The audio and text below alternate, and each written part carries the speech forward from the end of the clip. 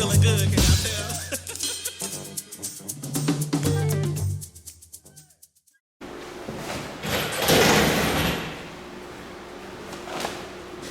Okay, Hotel family.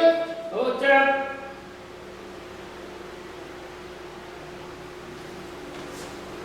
Hotel family, my name is Brother Ray. We'd like to welcome everyone to the Brooklyn William Mackey Jr. History Club. We meet here every other Wednesday in honor of William Mackey Jr., Brother Hassan, the late attorney at War Alton Maddox, Gil Noble, Amos Wilson, El-Haj Malik Shabazz, Louis Ray Rivera, Minister Khalid, Dr. Ben, Dr. Clark, Ivan Van Sertima, Professor George Simmons, Renoko Rashidi, Brother Harold, and all the historians, Leona Maddox, all the historians who gave up fame and fortune, burned the midnight oil to bring education and true history to its people. We meet here to keep these people going, because in this new day and time, you just don't know what these people want to do when you get people that's telling the truth. But first of all, for the people that came out, give yourself a great big hand for the Maddox. And for our great people online, give yourself a great big hand for coming in and supporting the Brooklyn William Mackey Jr. History Club in honor of Leona Maddox, who had an old car, and she came from Teaneck, New Jersey, and she would eat her lunch in the UAM, in the Slave Theater in Elks, because she believed in bringing people together. We never want to forget the unrelenting sacrifice that Leona Maddox gave to the United African Movement, along with Alton, the attorney at war. Of course, she believed in bringing people together. She believed in the information, so we want to always salute Miss Leona Maddox. Now, we're going to bring the camera over here to the Amos collection. These books right here, when you zoom in, is in honor of Sababu and African World Info Systems to help Sababu continue the work of Amos Wilson. We have Blueprint for Black Power, Amos's classic that Sababu finished, The Psychodynamic of Self-Hatred Toward a Reclamation of the African Mind. We also have Black on Black Violence. And I'm going to bring this book over to Black on Black. This is Amos' classic, Black on Black Violence. The title of the book is Black on Black Violence, The Psychodynamics of Black Self-Annihilation in Service of White Domination. I'm going to say it again. Black self-annihilation in service of white domination. And whether we know it or not, every big city mayor, from New York to New Jersey to Cleveland to California, every urban city, the first thing that come out their mouth, what's going on in Africa, tribal, is they killing each other up, they just ain't gonna get it together. But we don't realize that it's the psychodynamics of black self-annihilation in service of white domination. We are still being dominated and don't even realize it. Thank you, Brother Amos. Now we have another classic, African-Centered Consciousness versus the New World Order, the developmental psychology of the black child, the falsification of African consciousness. We have issues of manhood in black and white, and awakening the natural genius of black children. And also S.K. Damiana, Distorted Truths, the Bastardization of African Cosmology.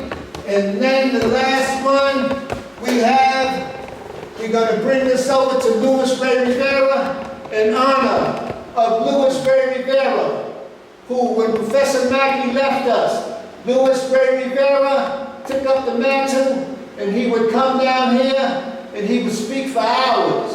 And he lived right on Jefferson and Bedford Avenue, and we would walk him here to there, and it was 5 blocks. And Louis Ray Rivera would talk for another half an hour. So this book is in honor of Louis Ray, Jazz in Jail. Thank you, Louis Ray.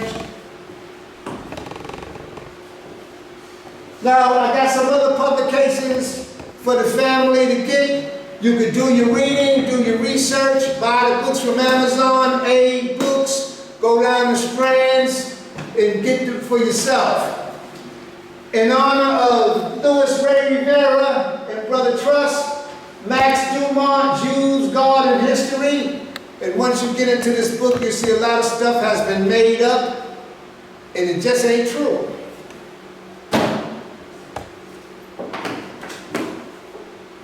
When China sneezes from the coronavirus, in honor of Cynthia McKinney, in my opinion, this is the only one that cared about the people of the state of Atlanta, of Georgia. Cynthia McKinney, when China sneezes from the corona lockdown to global political economics.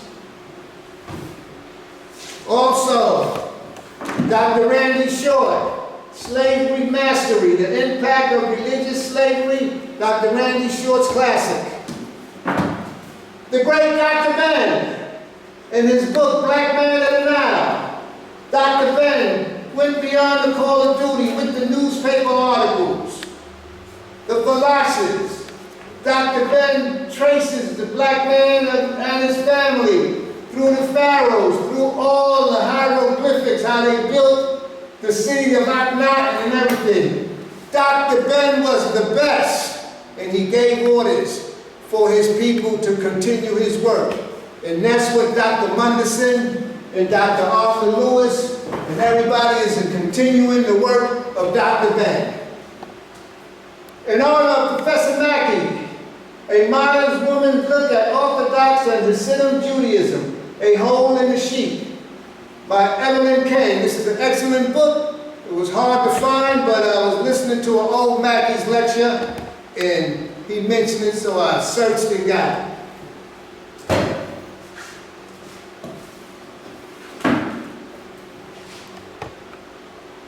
Inside the secret network of George Soros, the man behind the curtain.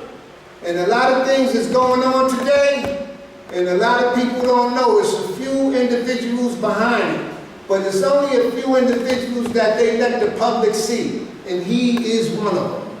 Read his book and understand what is going on, because it's people behind this destruction of America from the inside.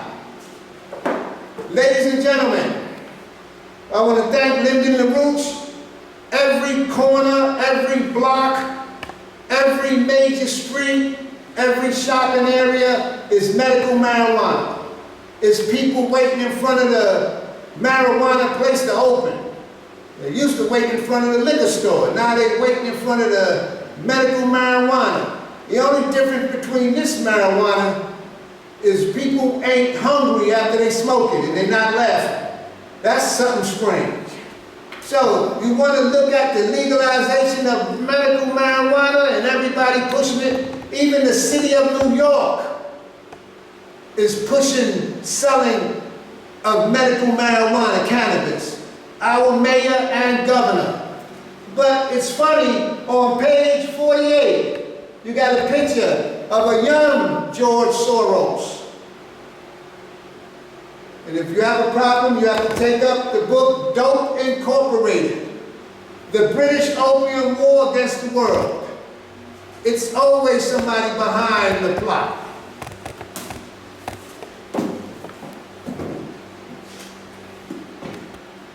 Wayne Mansfield Classic, The Manufacturing of a President. The CIA insertions of Barack Hussein Obama into the White House, also known as Barry Santoro. I want to thank Wayne Mansfield for writing this book, and I'm reading it, and it's something else. Okay. Everywhere you turn around, you have people talking about reparations. Reparations this, reparations that. Oh, you think they're going to give us something. After burning down Wall Street and the atrocities throughout America that black folks done had. and people actually think they're going to give us some money. Yeah, okay. And if they do give you something, everybody going to want to be black. But this book is without sanctuary. These are the killings, the hangings, where they put the postcards. I want my wife to zoom in and watch the bodies. And we want to thank Without Sanctuary with this pictorial and the writings of the hangings, where they fried us to a crisp, and people gathered and ate hot dogs, hamburgers. And that's where the word picnic comes from. Hanging all through the South. Postcards. So, every time you turn around, this brother was hung in Alabama. Just hangings, hangings, hangings. And they standing around. And every time you turn around, they're talking about you gotta have a study. You gotta have a study, why? They must not have this book.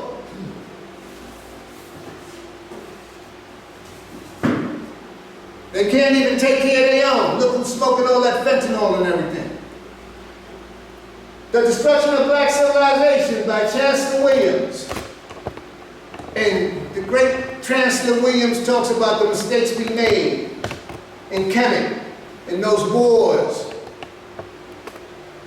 This is one of the best books out, and we even going to give you a treasure on information on this book in a minute.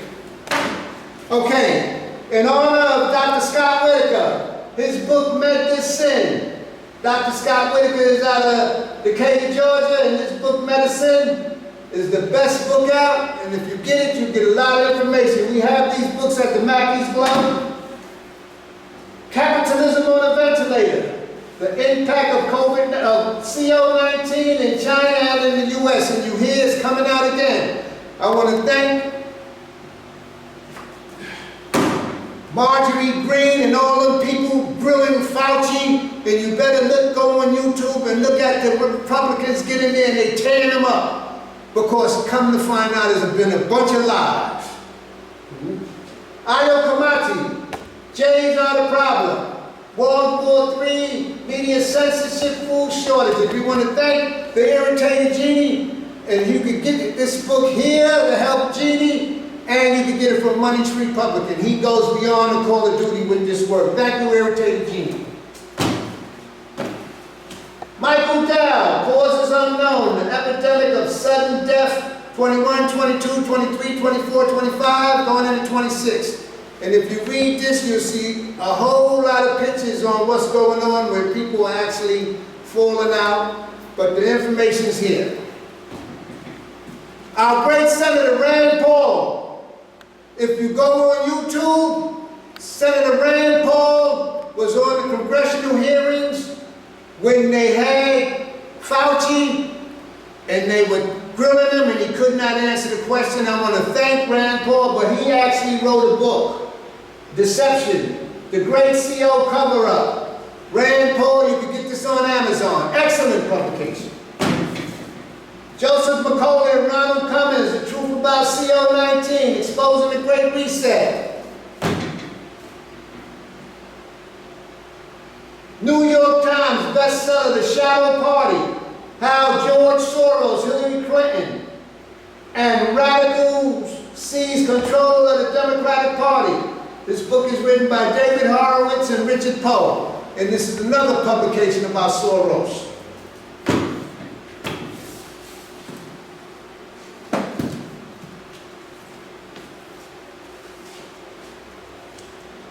The other book I don't have, this is Robert Kennedy, Vax and Unvax, Let the Science Speak, and the Wuhan Cover-Up.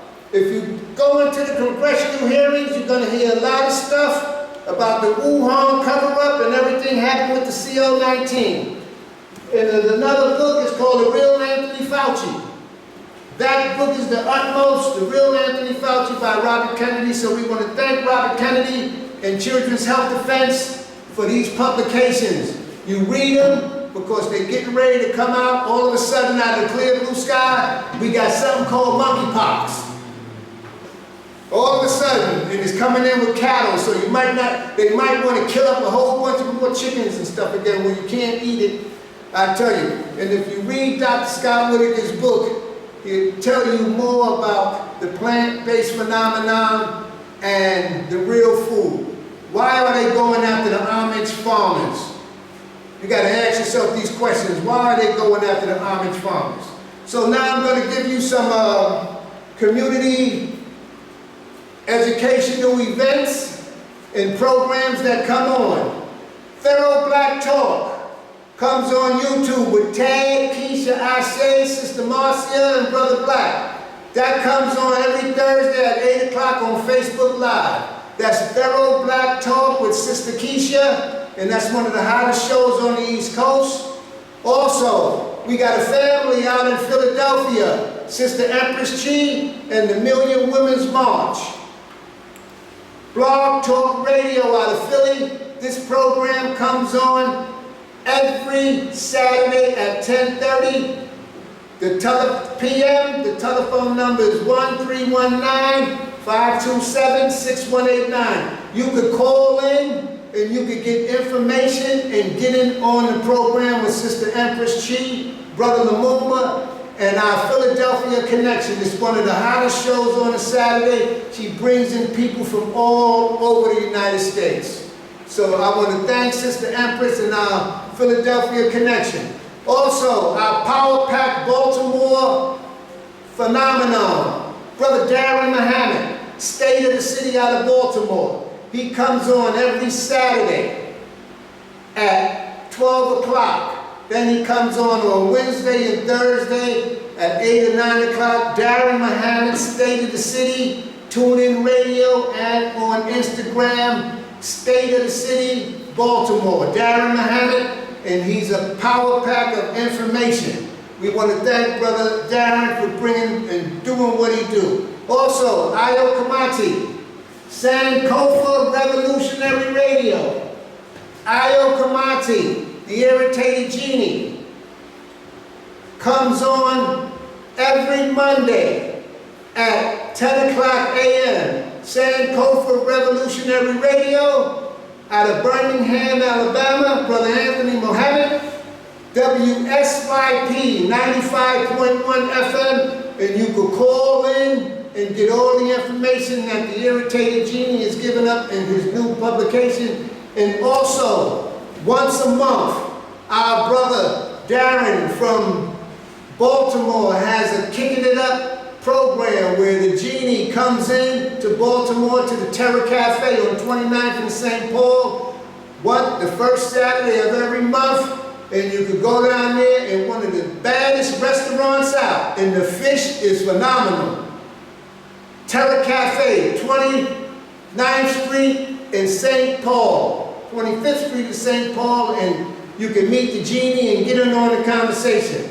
Every Tuesday at 7 p.m., Dr. Aleem, Your Immunity Project. Dr. Aleem is kicking out so much information on health and things. He comes on 7 p.m. on Monday, on Tuesdays. It is called Dr. Aleem, Your Immunity Project, also on California Radio. So Dr. Aleem is giving up a lot of information and he's laying it down.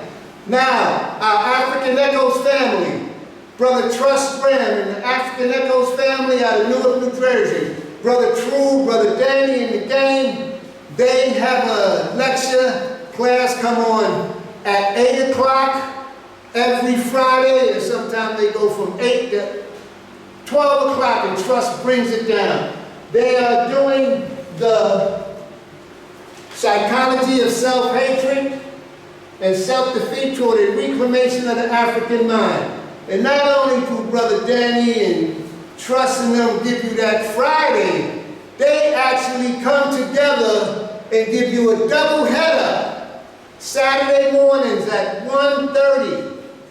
The Know Thyself Study Group with Brother True and the brothers out of Asbury Park. Trust Graham is also the mediator of that educational program, and they are doing the destruction of black civilization, and they actually go into detail on the mistakes that were being made in these dynastic periods. Not only that, then you have the historians coming in like the election tonight on the 25th dynasty.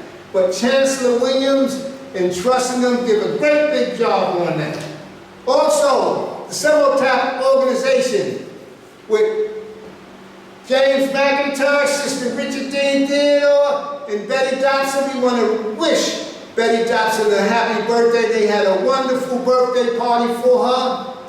And also the Minefield program has been changed from Wednesday from 2 to 3. It comes on now every Tuesday at 10 o'clock a.m. on WBAI. So we want to thank the Semotap organization, Dr. James McIntosh, and they gave a rally in front of Netflix. Every major organization was there. We want to thank Dr. Monderson for having his camera and documenting the event. And let me tell you something, family.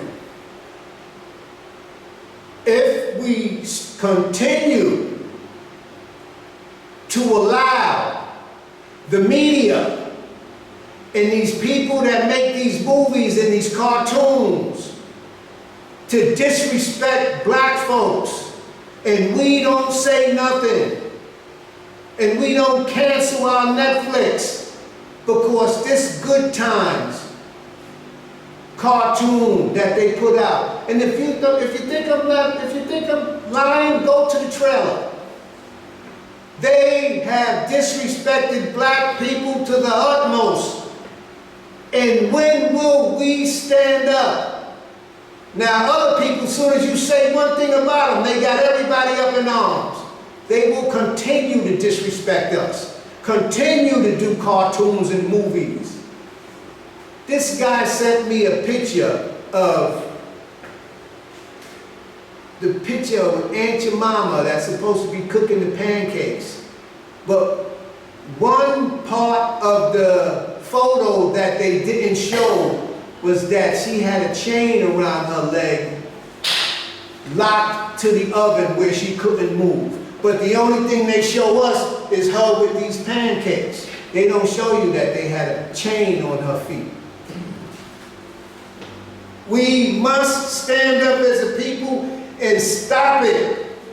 So I want to thank the Semotap organization and all the groups that came out for that event in front of Netflix, because we have to stop it. Okay, you can view all the lectures of the Brooklyn William Mackey Jr. History Club on YouTube. You do your research, you listen to the speaker,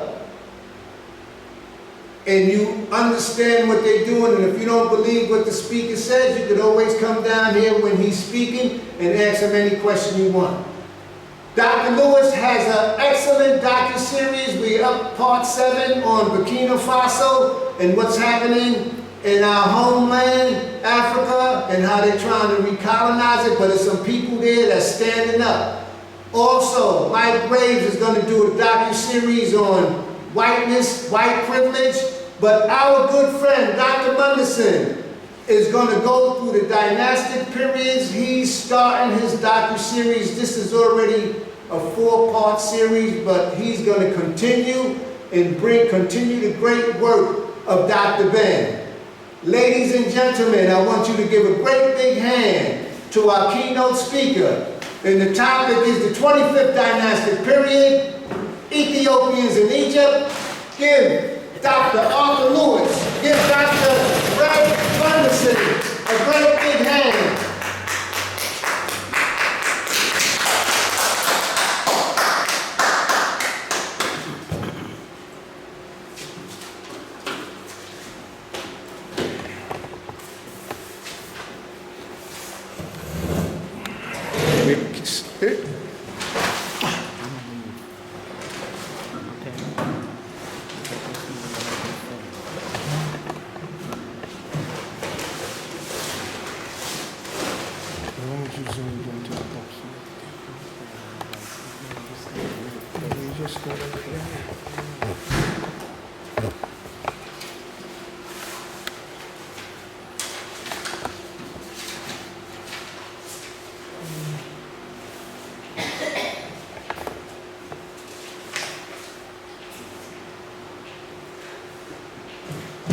Good evening, family.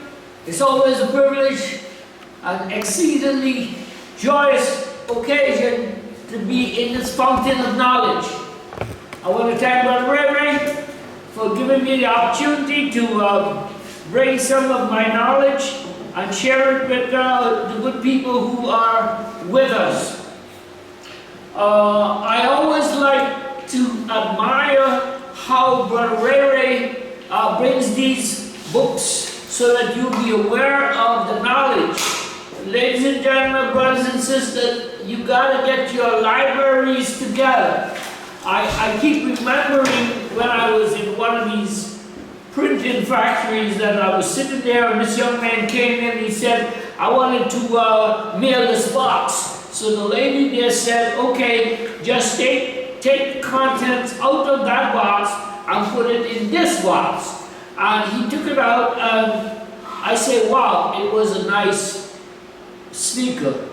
And I asked him, I said, how much is that? And he said, oh, I bought it on Amazon for $600 and I want to sell it on eBay for $400. In fact, I'm going to sell all my sneakers. And I thought, now, you're going to pay $600 for a sneaker that you may step into with and take it back to your carpet. But a book that will cost you $20, you wouldn't buy. You will leave so many sneakers to your son or your grandson and he's going to say or she's going to say, well, you know, Dad, your size is 15, mine is 8, it can't fit. So we've got to invest in books because books is the knowledge of the great pastime.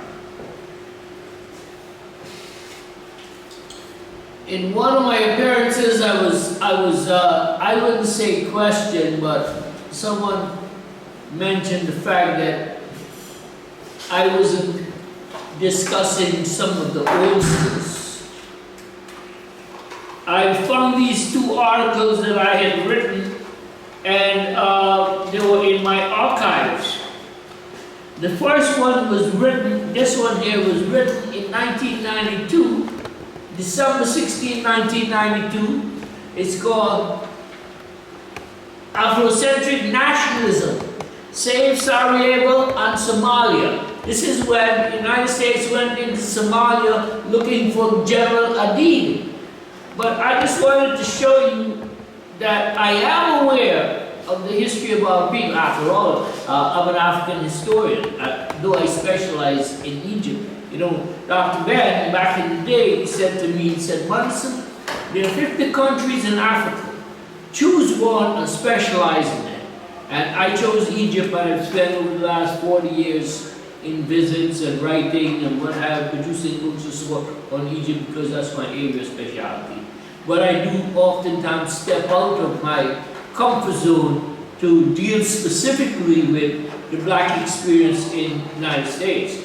So, this article said Afrocentric Nationalism. I began by saying, I speak as an Afrocentrist in the interest of international Afrocentrism, who stands firmly behind Afrocentric champions, Malefiketi Asante and Tishoni Keto of Temple University, and Jacob Carruthers of Chicago, and my former teacher, Leonard James, of the City University, and Don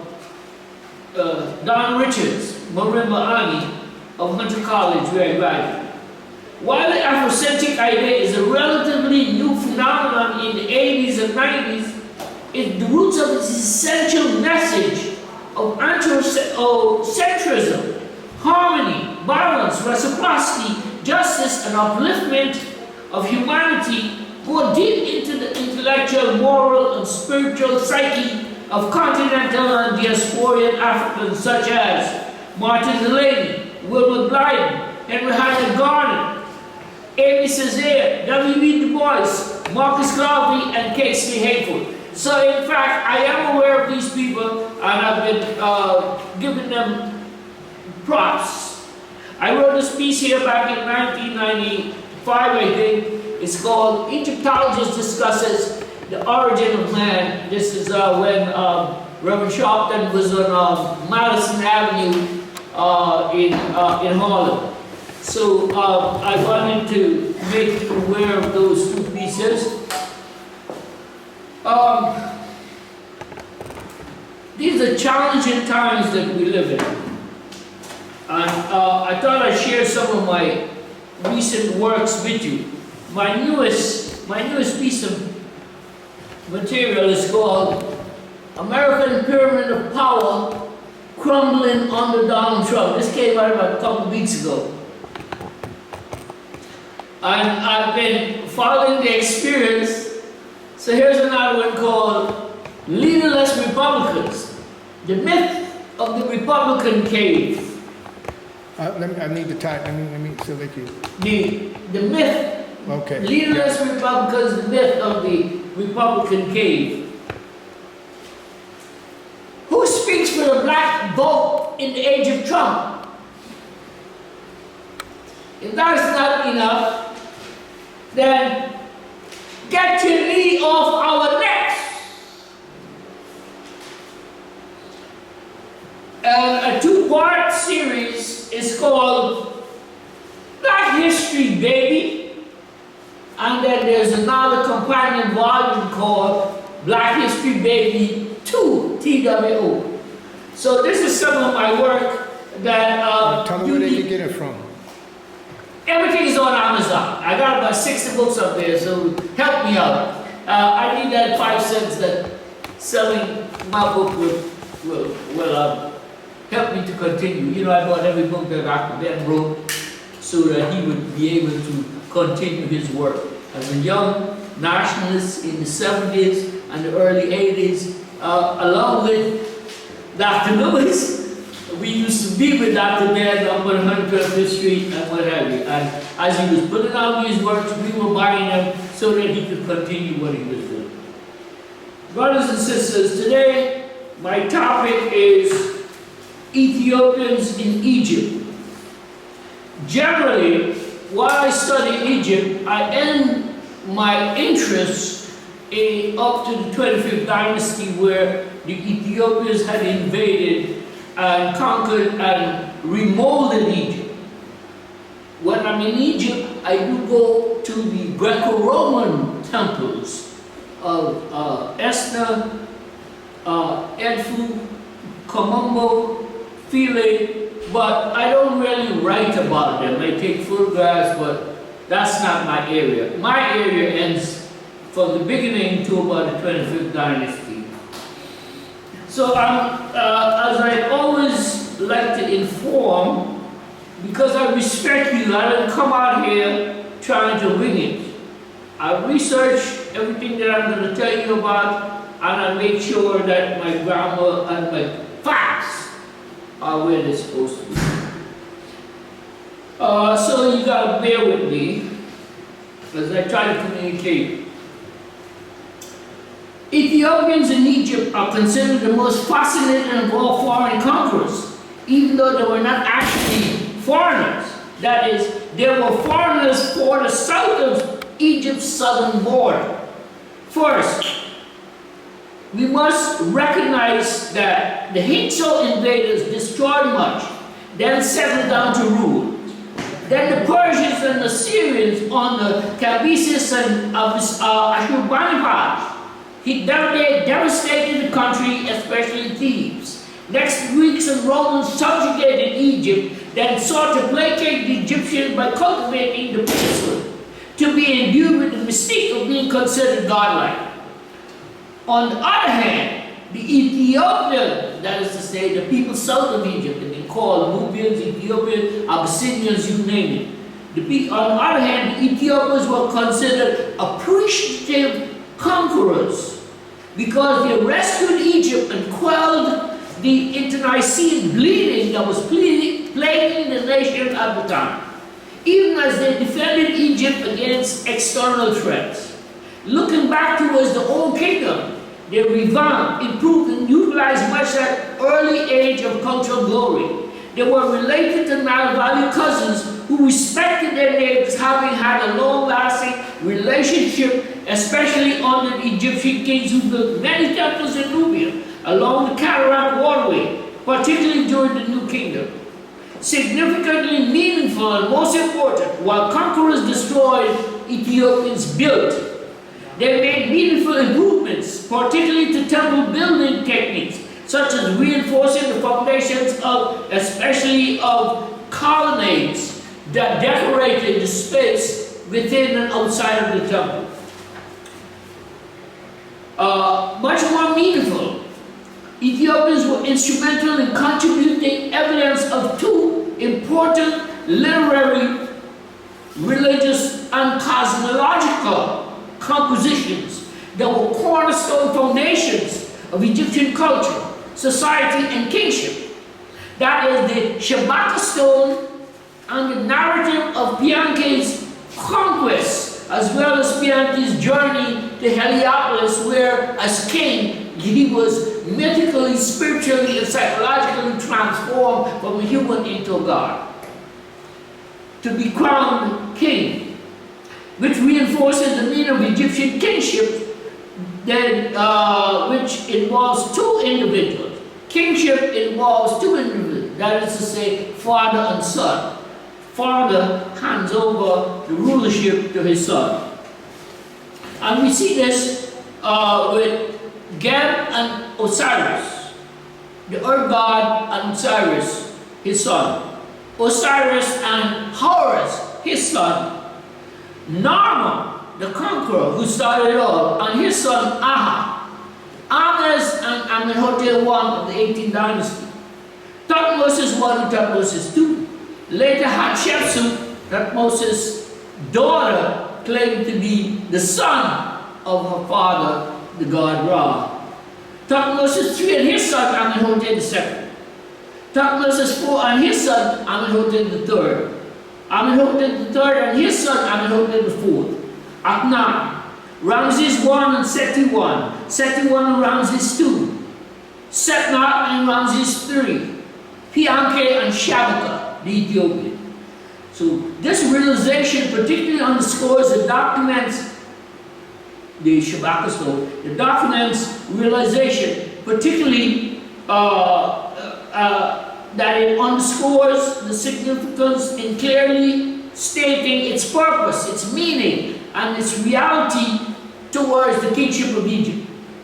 For according to James Henry Breasted in Ancient Records of Egypt, Volume 4, that after, and I quote, after Thutmose III's annals of his Asiatic campaigns and Ramses II recounting of the Battle of Kadesh, the Pianke stele, large and made of gray granite, found at the temple of Gebel Barka in Napata, Nubia, Ethiopia, Breasted considered the inscription of Pianke is the clearest and most rational of accounts of campaign which has survived from ancient Egypt. It was found in the court of the temple of Gebel Barka in Ethiopia by an Egyptian officer working for the ruler of Egypt in 1860s.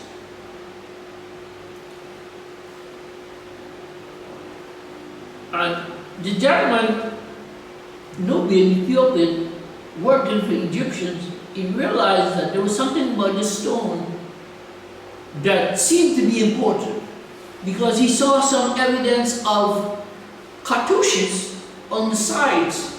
So he had to have some knowledge. He began copying the inscriptions that he saw. And I want you to follow me on this in a moment. So on the other hand, Wallace Budge in Egyptian Literature, Volume 2, called Annals of Nubian Kings, commenting on the Pianke stele. The Pianke stele has been called the Shabaka stone as well. He wrote, this stele was discovered with 4 others accidentally in 1862 by an Egyptian officer who was on service in the Egyptian Sudan during the rule of Said Pasha, the founder of the Balak Museum of Egyptian Antiquities. It is of massive gray granite with a rounded top, which is about 5 feet 11 inches in height, 4 feet 7 inches in width, and 3.5 feet in thickness. This is a massive, this is massive, and thank God it was hidden. For if found, it would have probably ended up in some museum basement and its significance lost. First, we must consider from the time of Napoleon's invasion of Egypt, as in the Battle of the Nile, his savants produced the description of Egypt. This was a classic. This classic escalated interest in Egyptian antiquities, collecting or acquiring an associated skullduggery, which Brian Fagan in 1975 termed the rape of the Nile. In this regard, Bud wrote in 1912, it is possible between 1844 and 1862 that Natives had removed for building purposes the slabs and blocks which hid the stela from Caillard, Frenchman, Hoskins, and Lepsius, German, and so made them accessible to the Egyptian officer who saw several of those. Therefore, praises go to the officer believing that the cartouches on the stela indicated that the inscriptions were royal documents, as indeed they were, and that they were therefore of considerable importance. Set to work to copy the longest text, and when he had done so, he sent this copy to Mariette. Mariette was the founder of the Egyptian Museum, because there was a lot of excavation being conducted, and a lot of stuff was leaving the country. So he convinced the Pasha that we need to build a museum to house some of the thing. And after he had his built, he turned against his European counterparts, so much so that every time his name was mentioned, he was cursed, because he said, y'all can't do this anymore. You cannot steal this, this kind of information, this knowledge that was being unearthed. We have to understand, okay? To get an idea, in 1881-82, what was called the Deir el-Bahari cache of pharaohs was discovered, and something like 18 pharaohs and associated royal people with tons of treasure was found, and this stuff was moved to the museum. And according to an article written at that time, it was only then that the Native Museum was on par with the Turin Museum, Turin, Italy. So they've been raping Egypt from as early as 1800 all the way up till 1881.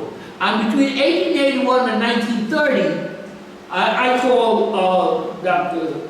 Leonard Monroe helped me identify what I call the ancient records of the ancient records. That is to say, from 1870 to 1930, when the great body of excavation was done, so much left the country because the Egyptians didn't have any mechanism of control what was being exported. How did they know what was being taken? For example, Lepsius, the German scholar who went to Egypt and he toured the Nile in 1852 and so forth, he sent home to Berlin 15,000 pieces, 15,000, right?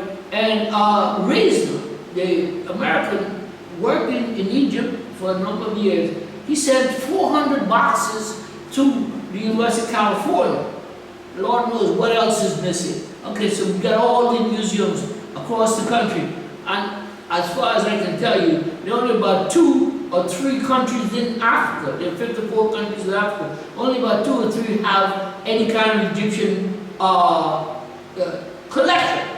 Okay, so all of the knowledge, the wealth, is outside of Africa. Keep in mind, okay, keep in mind that from the time of the slave trade or the trade in African enslaved people, Europe practiced naked imperialism.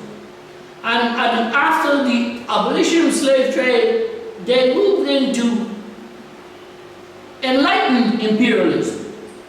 But from 1870 until 1930, they engaged in what I call intellectual imperialism. So every phase represented a form of imperialism in which Africans were the victims.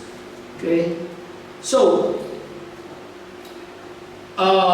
after the officer discovered the stone and started writing down what he could understand, he sent it to Mariette, and Mariette conveyed it to Gaston Maspero. Maspero is one of those great ones who was in charge of the museum on 2 occasions. He's the one who discovered the pyramid text, right?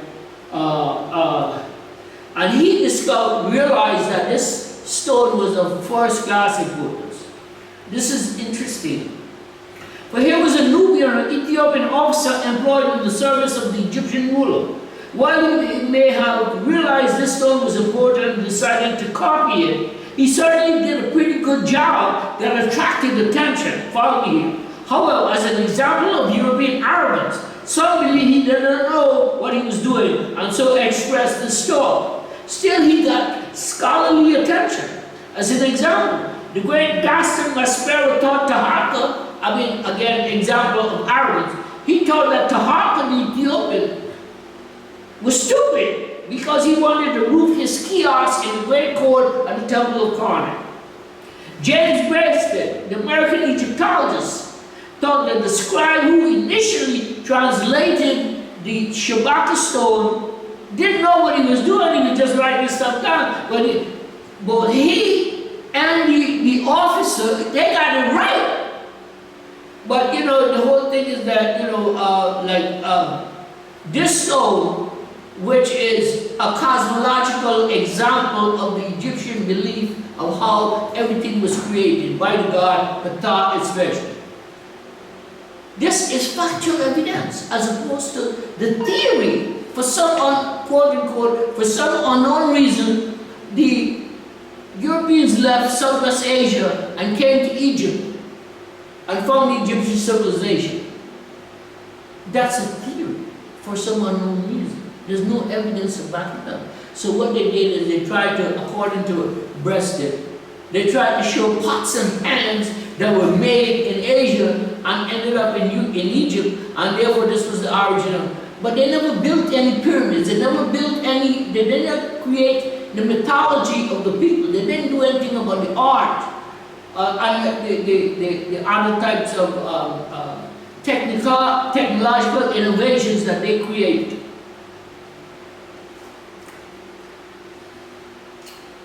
Pay attention to this part. So after he discovered the stone and he transcribed it and he sent it to Mariette. First, Mariette showed an interest in the text soon to be described as the Memphite theology. That is to say, it's the theology of the god Ptah, whose residence or temple was at Memphis. It's also called the Shabaka stone because the king of the Ethiopian dynasty, who found the text written on papyrus or on a letter scroll, had one of his people transcribe the letter stone onto the letter roll onto a slab of stone, which is what we call the Shabaka stone. Mariette then assisted, pay attention, the various assistants, the various scholar for Europe. However, the following is interesting, and you should note the flurry of activity surrounding its revelation, not only about kingship, but also as it relates to, in an umbrella fashion, of kingship, art, and culture throughout Africa, as Dr. Chikante Diop in Cultural Unity of Black Africa and Dr. Theophane Benga in Ancient Egypt of Black Africa. They are saying that, in essence, that Egypt may have, Dr. Clark likes to say that Ethiopia was Africa's first daughter and Egypt was her second daughter, and much of the culture that was rehearsed as a stage play in Ethiopia found itself on the stage in Egypt because of the circumstances of geographical reality that it was preserved. First, let us consider what Budge wrote. He said that this book, the new Shabaka stone transcribed, this book passed into the trade in an ordinary way. But a few days after its publication, it was, for some unknown reason, not explained, suddenly withdrawn from sale and destroyed. Only a few copies were purchased by the public. In 1888, de Rouge began a series of lectures in the College de France on the stele of Bianchi's stele, and continued them year after year until 1872. In 1862, Laud published a German translation of the stele, and in 1873, an English translation was made by Canon Cook, which appeared. In 1876, de Rouge's son issued his father's French translation, together with valuable notes which he had made at his father's lectures between 1867 and 1872. It would be difficult to overpraise the translation, and it assuredly formed the foundation of every translation which has since appeared. In 1876-77, German translations by Brush were published. In 1878, a foreign German rendering by Laud was issued. A German translation was given by Weidemann in 1884, and an English rendering of Brush's German translation appeared in Egypt under the Pharaohs, volume 2, pages 230 and so on. The drawings of the inscriptions on the stele made by de Vera in 1865 and published by Mariam in 1867 were reprinted and issued in 1889 with excellent bibliographical notes by Maspero in Monuments Diverse. The most recent translations are by Griffith and Resnick. A most carefully edited copy of the hieroglyphic text based on the new collation of the original was published by Schaeffer. A lot of people were interested in this document, which underscores its significance, and hence, if the officer had not, the Nubian Ethiopian officer had not discovered it, then someone like, okay, we heard about the strongman Egyptologist Belzoni in 1818, 1819, he was lifting up everything.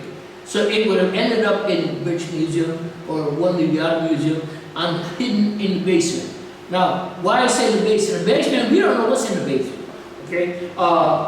I'm jumping ahead of myself here, but in 1903, the British built the Low Dam, L-O-W Dam.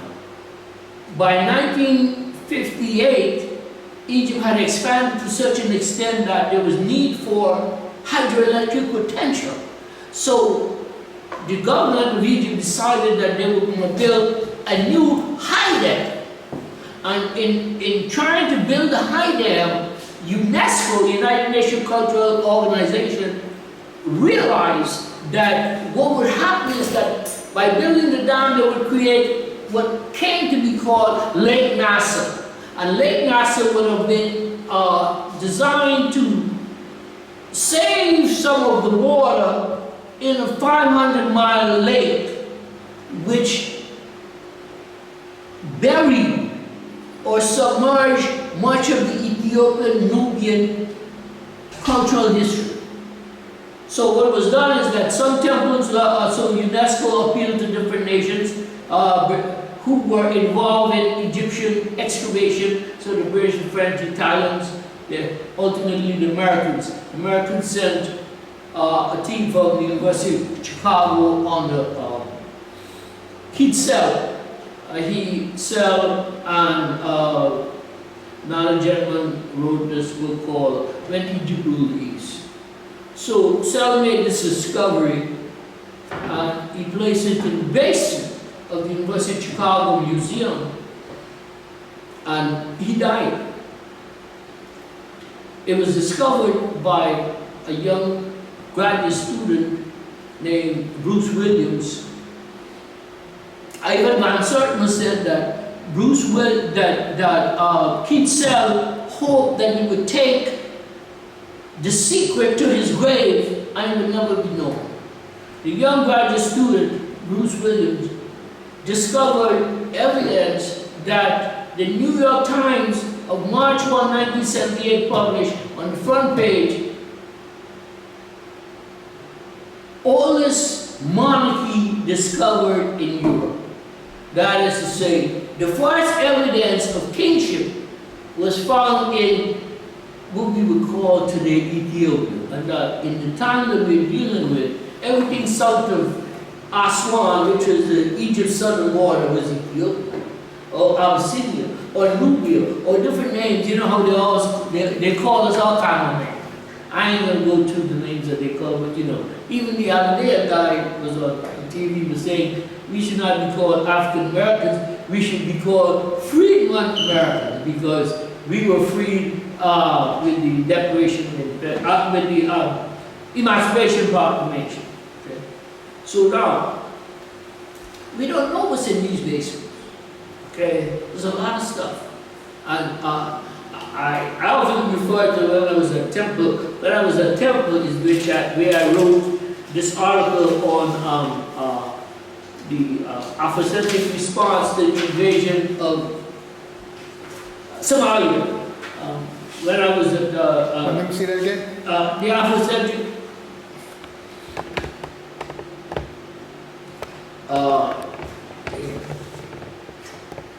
Time's pass.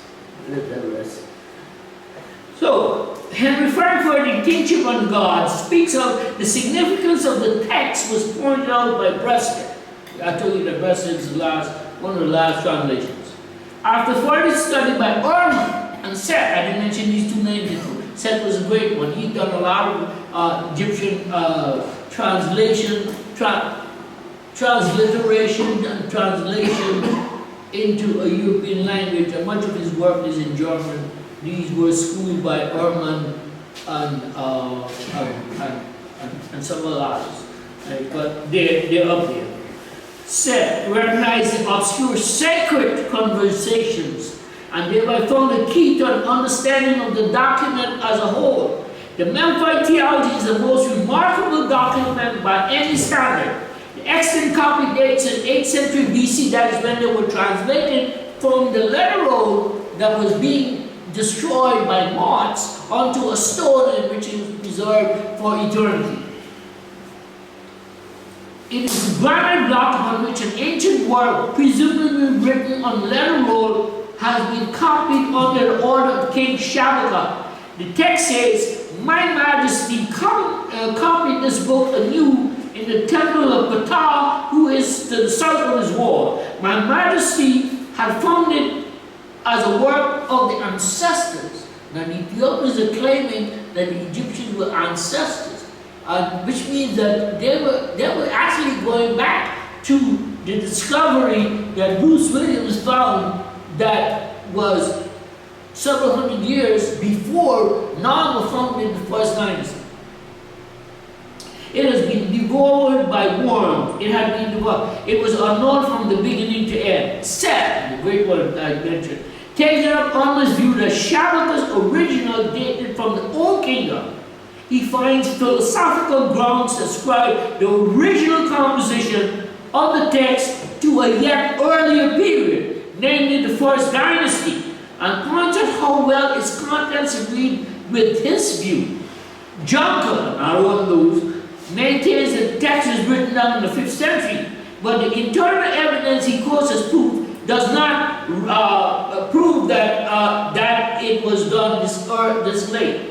Major Salomon Holmberg, who wrote about the god Ptah, and his wife rejected Junker's view. Junker is the guy who said that, who tried to show the earliest entrance of Negroes into Egypt, and he gives a rather modern day. All right, and this Henry Frankfurt, I was reading Henry Frankfurt, one of his chapters, a couple of his chapters, and he shows, I counted 12 mistakes that Junker made that is accepted as facts. Okay, so we got to be careful about how we accept information presented. We've got to learn how to, and we have to teach the young how to analyze. Dr. Leonard James called it the development of intellectual autonomy, which meant that you were able to look at a document and thoroughly examine it and come up with the right conclusion. That's why you see, remember I told you about my 12-volume reading strategy? Let me tell you something. I wrote everybody. Listen, here's the book. You people are claiming that there's a problem with reading among young people. Well, I've created the problem. I'll solve the problem. It's a 12-volume reading strategy. And it's got so much to say. All you needed to do is respond to my letter, and I will send you a synopsis. Would you believe? I'm still waiting on the mailman. So, much of the same intellectual curiosity that the French under Napoleon, when Napoleon invaded Egypt, he carried these scholars. They were called savants, S-A-V-A-N-T-S. And between battles, they would now view the monuments and write. So they produced what was called the Description of Egypt. It became a classic that is being used even today, 200 years later. This Description of Egypt stimulated the interest in Egyptian antiquities and launched what Brian Fagan, I'd mentioned him before, called the Rape of the Nile, occurring since the time of strong man, this guy, Belzoni. He worked in a circus. Big guy, he could lift up everything. I'm reminded of Sergeant Major. He said, if it's not tied down, I'm going to move it. So Belzoni picked up everything he could find and sold it in Europe. And that occurred around 1819, even before 1822, when Champollion was able to crack the hieroglyphic code. So from that time, 1819 onwards, people were stealing Egyptian artifact treasures. Yes, sir.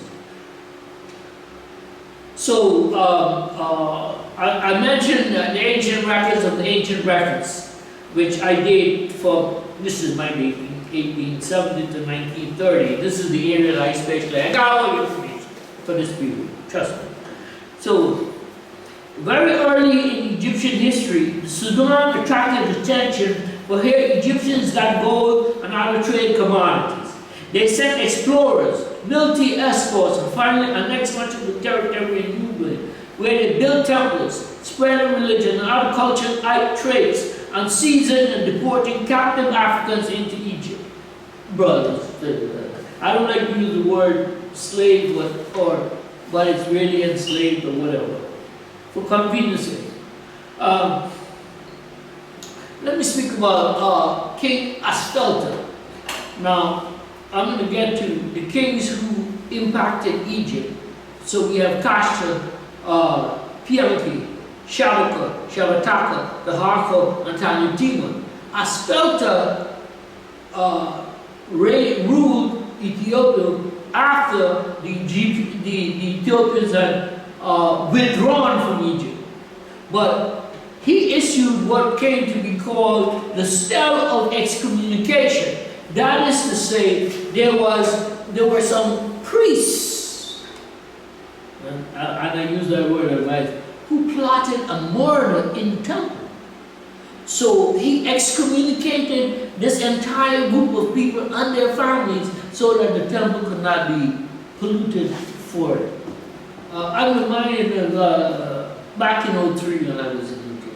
Now I was going to take some people to Egypt, but there was some confusion there. Remember Gulf War I, I think, or whatever. So my sister, my family said, no, you can't go. So, but then we heard that Dr. Ben was going to Egypt. So they said, okay, if they're going, you can go. So I went. I had the most horrible experience in 2003. So I'm in the corner temple, and this guy challenged me. And he started calling me. I said, it's okay, you can call me well, but you can't talk like that in the temple. And then when we got in the Bini Habu, yeah, and then when we got on the bus, I waited. I can't tell you what I told him, but this is one of those people who Dr. Ben always said, when you go to the temples, be on your best behavior. Don't be an ugly American abroad, like a black ugly American abroad is even worse. All right? When you go to the temple, watch what you say. Thought and words are elements of power. Be on your best behavior in the temple. Dress appropriately. Do not leave trash in the temple. Do not enter the sanctuary. And if I'm there, I see something, I say something that caught the New York adage. Okay, so I felt to issue the Stellar's communication so that, behavior in the temple would be appropriate, right? W. Stephen Smith, in the Art and Architecture of Ancient Egypt, he wrote that, again, Gebel Barka was the Ethiopian capital where the great mountain, the holy mountain was, and even though that the Ethiopians would go to Egypt, they always returned to that holy site. At Gebel Barka, the holy mountain of Nabata, the Kushite capital of the Sudan, King Piake repaired the new kingdom temple of Amon and enlarged it with a great column hall. To this, a colonnade forecourt and front pylon were added after the conquest of Egypt about 700. In addition, Smith wrote, neither of Pianke's successors, however, Shabaka or Shibiteku, has left any monuments at Gebel Barka, although their rich burial equivalent was found at El Kuru, and some construction has survived from the reign of Shabaka at Thebes. However, Taharqa, that's the main name, Taharqa went with Shabaka into Egypt. So the line of kings would be, and I come to this, we had Kashta, the father, who invaded, but he didn't go far. He was at Aswan. He visited the temple of Isis, and he left his name there. But his son Pianke invaded and conquered it. And he founded the 25th dynasty and turned it over to his son, Shabaka. All right? So his younger son, Taharqa, followed Shabaka into Egypt, where he was ruling. Taharqa was 21 years old, and he was put in charge of the Ethiopian army and the Egyptian army. And that was the time when Sennacherib was attacking Israel, and Ezekiel asked the Egyptians for help, and Taharqa led a force that stopped the Asiatic advance into Egypt before he got ultimately to Egypt. So Taharqa set up the forest and finds a series of 10 large statues in the court. Tanmetuman or Tanmutiman, the last Kushite king of Egypt, added 2 more of these, and others were made by kings of the second Nabatean kingdom, over 100 years later. Of course, and tremendously significant, the Ethiopians, among all the things that they did in Egypt, they were the only ones who ruled the entire Nile Valley. They ruled from Ethiopia into Egypt, into the Mediterranean. The Egyptians only ruled from the Mediterranean to Aswan, where the first cataract is located, and everything behind there were in Ethiopia. The Ethiopians were the only ones who ruled the entire Nile Valley. So the kings of Ethiopia who left their imprint on Egypt were first Kashta, his son Pianke, then Shabaka, Shabataka, Taharqa, and Tanutiman. After the collapse of the new kingdom and under the 20th Ramesside dynasty, the weak 21st dynasty and the 22nd dynasty, okay, the 22nd dynasty, so we have, okay, the new kingdom is the 18th dynasty, so the 17th dynasty kicked out the Hyksos, they founded the 18th dynasty to begin the new kingdom. We have the 18th dynasty of the Thutmosides, Hatshepsut, we have the 19th dynasty of the Ramessides, Seti, Ramses I, Seti I, Ramses II, Seti II, and the 20th dynasty, Ramses III, Setna, and Ramses III. After the collapse of the new kingdom under the 20th Ramesside dynasty, the weak 21st dynasty, and the 22nd dynasty's seizure of power by the Amun priesthood on the Herihor. So what had happened is that wherever you see the art reflects the image of the king is always shown as monumental to his people. In the 22nd dynasty, the high priest of Karnak Amun at Karnak Temple decided, listen, I'm tired of playing second fiddle. I'm going to be first Pharaoh. So there was an image of him standing on the same level with the Pharaoh.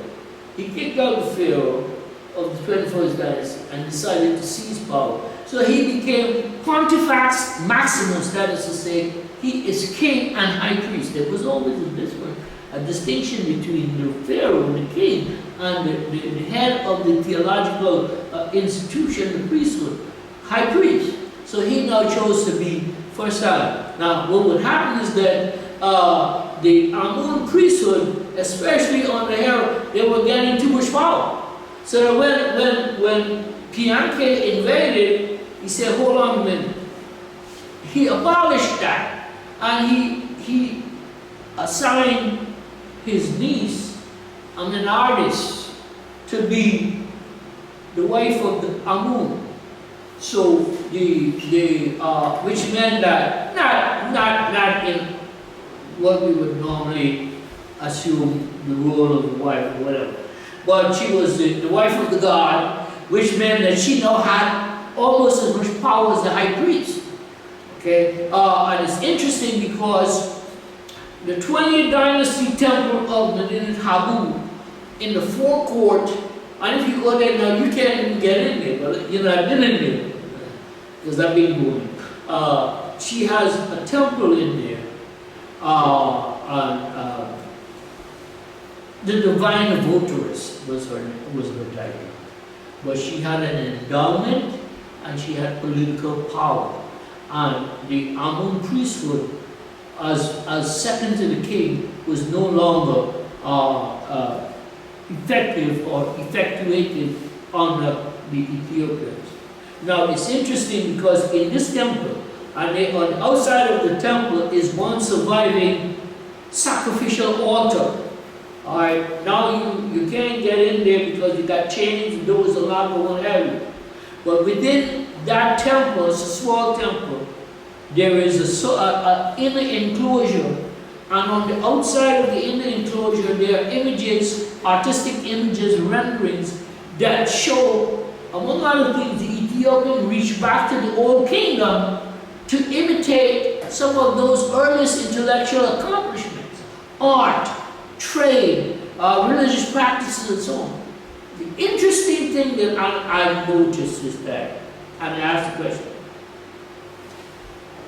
in the Old Kingdom tombs at Saqqara, where that was the burial site at Memphis was the capital, Saqqara, where the Step Pyramid is located, that was the burial site. Lots of noble tombs, mastabas are located there. Many of the people are shown with what Dr. Ben would call sausage lips, you know, big turnip lips, right?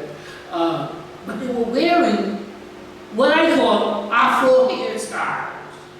Now, everybody said, well, Egyptians wore wigs. So my question is, okay, now if everybody got the same wig, it means that it's either the same wig maker, the government is making wigs and giving everybody from high to low the same wigs, right? Or something's wrong. This is the people's hair. So when you go into an artist's small temple, you see the images on the wall, which is same as. So what it seems to indicate is that there was uniformity of culture from the north to the south, from the Old Kingdom all the way up to the 25th dynasty. There was no difference between these people. You see, a lot of I remember when I was at Hunter, I can't remember the guy, but I found this article in the companion version of the British journal Man. It was called A Group of Red Race of Men Occupying North Africa. And my professor, he was so ecstatic. They pushed the idea that the Egyptians were red people. Okay, now, following the Ethiopians, it's been argued that as invading forces ascended the Nile, the Egyptian priesthood relocated into Ethiopia. Right, Okay, no problem. 200,000. Now you ask, where are these red people that are different from the black people who were inside there? What it tells you is that red was just a cultural motif. People loved red because it was bright. Red was the color that the gods who created. The gods of people who were buried and they didn't have gold like Tutankhamun. They painted themselves gold. Gold, because gold was thought to be the color of the body of the gods. You know, remember now, the king had 5 names. The harvest name, the golden harvest name, the 2 ladies' name, the Supermarket name, and the Son of Ra name.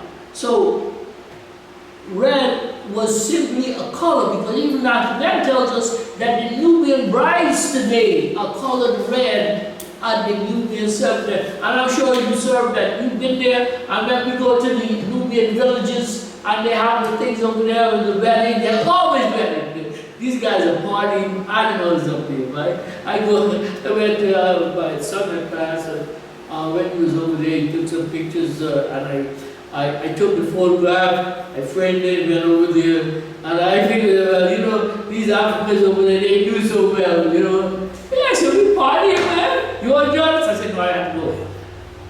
The point is that we got to be careful how the evidence is presented to us, and whether or not we're supposed to accept it carte blanche or by dissect it and then come up with what is truly the correct response. Okay, so I mentioned that the man who did the translation of the letter roll onto stone talked about being for the ancestors, right? But who were these ancestors? So we had Castor Palanque, his father who made the forays into the temple of Isis. This brings us to what is called the geography of the gods, right? Geography of the gods indicate that Ra, or Ra-Atum, or Ra-Atum, or Ra-Atum, he first ruled in Nubia. And one of the first acts after he created the world was to create the Nubian people, the black people. That is, people south of Egypt's southern border. So E.A. Wallace Budge classed Hathor as Nubian. Remember now Hathor, and again, there's so much that we're not aware of, right? So now the first appears as the trunk who united Egypt at, let's say, around 3100, 3200 BC. And we know of Nama from the Nama palette. But on top of the Nama palette, we see the goddess Hathor on the Nama palette. We don't know what is the history of Nama or what is the history of Hathor. But Budge tells us that Hathor was Nubian. However, while Osiris was the god of the Nile, whose source was the headwaters of the Nile in Central Africa, his son Horus, the blacksmith, he went north with his followers. That is to say, he crossed the border from Ethiopia into Egypt. That makes his mother Osiris's wife, because if the father's over there and the son is from there, that means that the wife is from there. Isis is Nubian. Reason dictates a goddess, and she interchanges with Hathor. So Isis is also Hathor, Hathor is Isis, and so forth. So in further explanation, given that Atum was a creator god who ruled in Nubia, his entire Ine, that is to say his company of gods, were Nubian. So his Ine was Geber-Nut, Shu and Tefnach, and the 4 children, Osiris, Isis, Set, and Nephthys. Osiris and Isis later would produce Horus. So these gods, creator gods, were Nubian, black people. And it's interesting, okay, now, Set killed his brother Osiris, and Horus grew up and staked his claim to the company of gods at Heliopolis. He was defended by Thoth as his lawyer. He was a legal eagle. So the father Geb, or his grandfather Geb, divided the country between him and his uncle. He gave Upper Egypt to Seth, who was born in that region, and he gave northern Egypt to Horus, where his father was buried in the north. Because the father became a god of the Nile, and the Nile's effluences flowed northward. The north was generally more fertile. So it's been argued that the fact that Osiris was buried in the north, it meant that his body made the land more fertile. Well, what do we have here? Seth is born in the south. The grandfather didn't send Horus to the south where he was born, he sent him to where his father was buried. Which means that if Seth is born in the south, that means that his brother Osiris is born in the south, and so too his sister-in-law and his wife Nephthys. So again, how they presented the information to us, unless we are really grounded, we accept everything as presented, and again, we need our scholars who are in the field doing the work, encountering some of this and doing their own analysis and relaying this to you. That's why you see you gotta help me with books, because I'm doing the work. And look, I'm not writing for you, I'm writing for your children, your grandchildren. This guy in Florida, he wants to kill everything. We ain't going for that. When all of this blows over, we will have information that our people, young people, can use as points of departure in recognizing and upholding their history, knowing who they are. That's my job. Dr. Ben said, Monderson, do what you got to do. Publish or perish. And I'm publishing. Okay, so Geb first divided the world. He gave half to Horus and half to Seth. He gave up Egypt to Seth, the place where he was born, and the northern half, the place where his father was killed. The decree, however, does not mention where Osiris was born, but if his brother Seth was born in Upper Egypt, as I just said, and we can assume this referred to Nubia, that meant they were all Nubians, Ethiopians, black people. Of course, and nevertheless, Albert Churchill assigns part to the Pygmy world. So some guy, and Dr. Ben likes to point out, some guy was in Central Africa, he saw these little people, said, man, look at those little people, they look like pigs, and the name stuck, they were called pygmies. They're not pygmy, they're Twa people. They're small, you know, but still, right? So, but he says that Ptah was from that region of Central Africa, and he was the first god that he recognized, right? However, in Genesis of the Pharaohs, which was published in 2003 by Toby Wilkinson, he identifies Min. Min is the black god that is often doubled with Amun Min, with the creative organ shown in the temple of Karnak. He saw Min as the first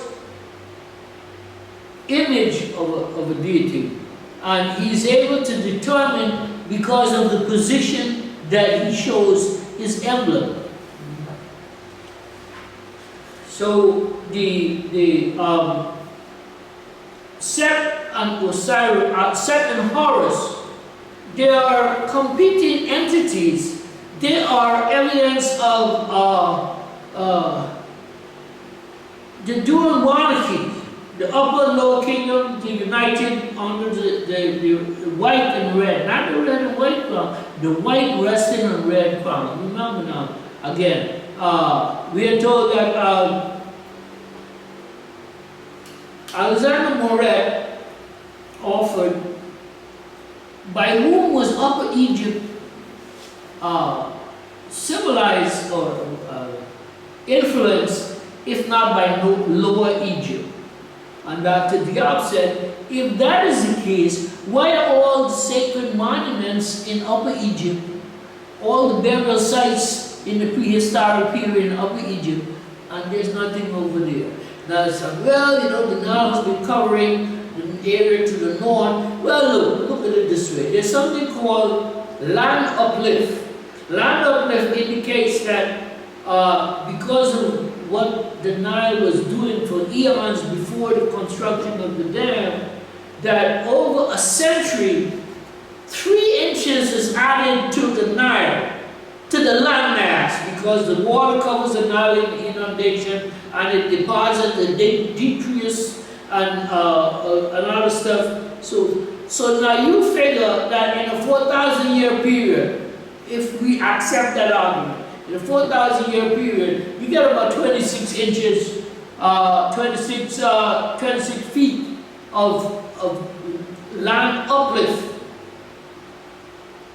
There's nothing buried there that can support such an argument. Okay, so Egypt, and keep in mind that Upper Egypt was really the area from the Sudan, from Aswan to Memphis. The whole country was Upper Egypt, and this little piece by the Mediterranean was called Lower Egypt, or the North. You know, oftentimes when I go to Egypt, say, well, you go into Sharm el-Sheikh. Sharm el-Sheikh is where the tourists go, you know, on the beaches of the Mediterranean. I didn't want to go upriver. And where they told us, go upriver, spend your money where the black people are, so that some of what you spend will filter out to them, right? Don't go to Cairo. Cairo should go to last, because by the time you go to Cairo and you are bamboozled by all the glitter, all your cash gone, then you go plastic. By the time you get up there where the black people are, you don't know cash money to spend. So I go up north, I don't go there. I go up south, I don't go up north. Excuse me.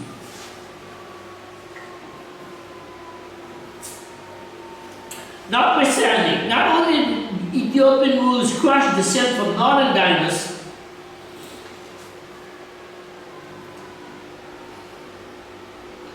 let me say this about Ptah, right? Because Ptah is the one that we're coming to. He is the creator God who created all the gods. So he was the king of the creator gods.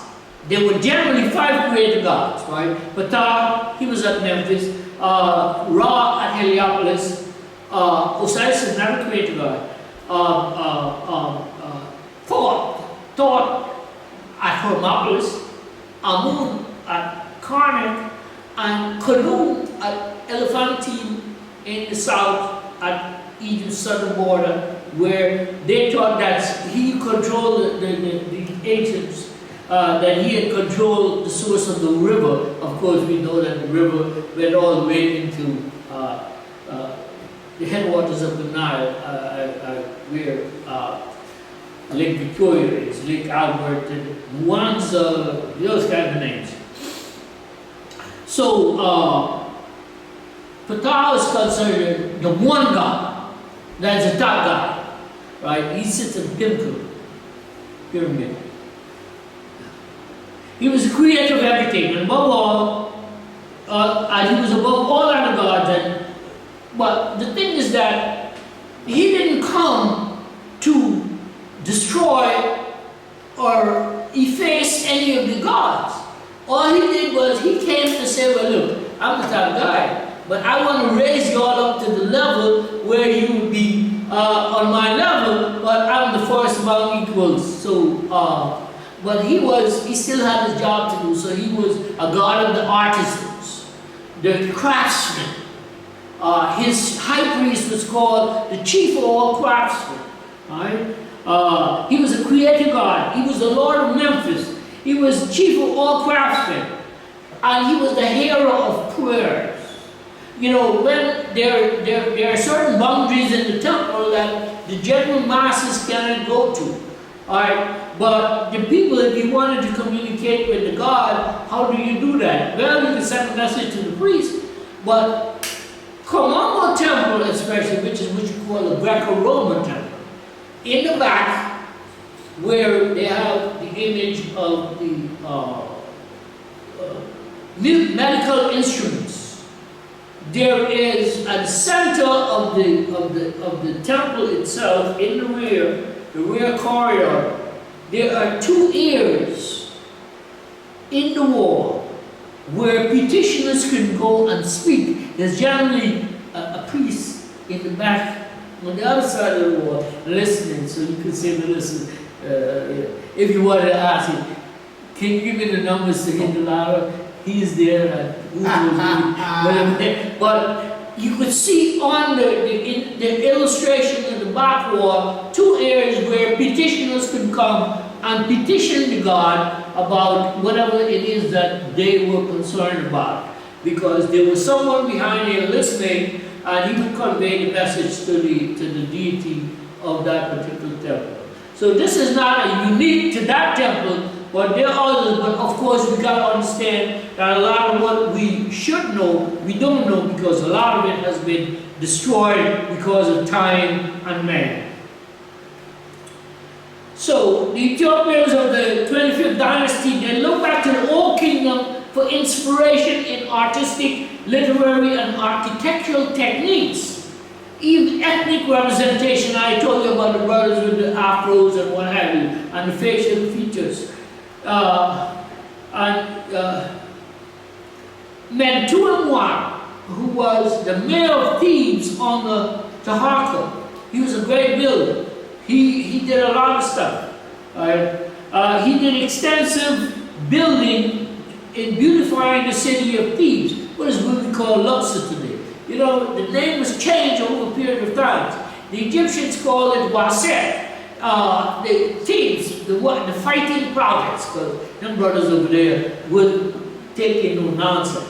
Okay, Flinders Petrie, again now listen to it. Flinders Petrie said that the 17th dynasty, those are the ones who kicked out the Hyksos invaders who invaded Egypt at the end of the Middle Kingdom. Right?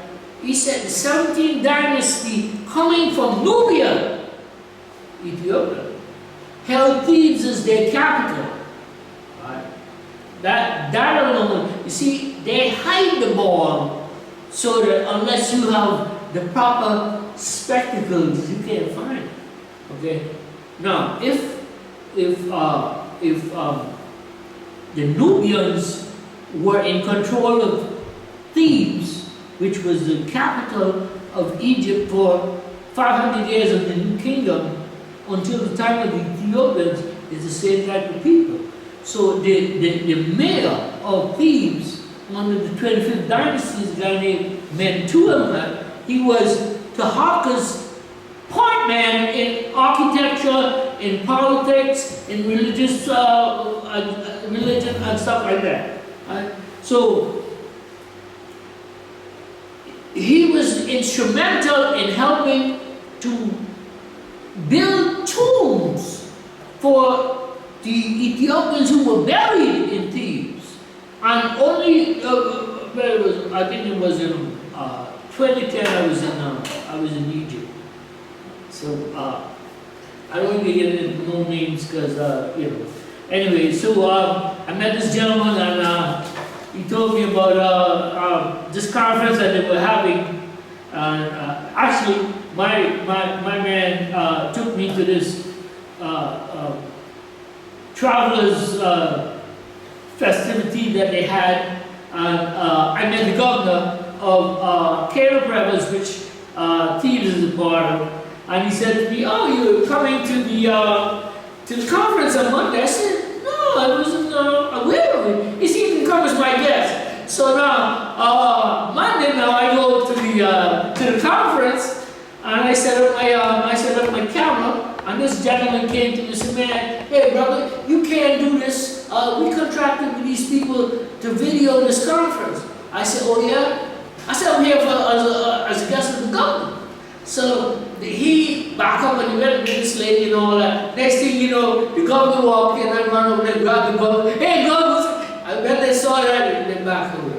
Anyway, but there was a lot of stuff I didn't get into that happened at that time, right? So, but This guy, Mentuemhat, was the governor was the mayor of Thebes. Did a lot of beautifying of the country, of the city, and stuff like that.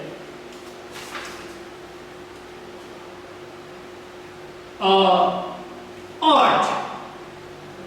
I told you that the Ethiopians look back to the Old Kingdom for inspiration in art, architecture, and theology.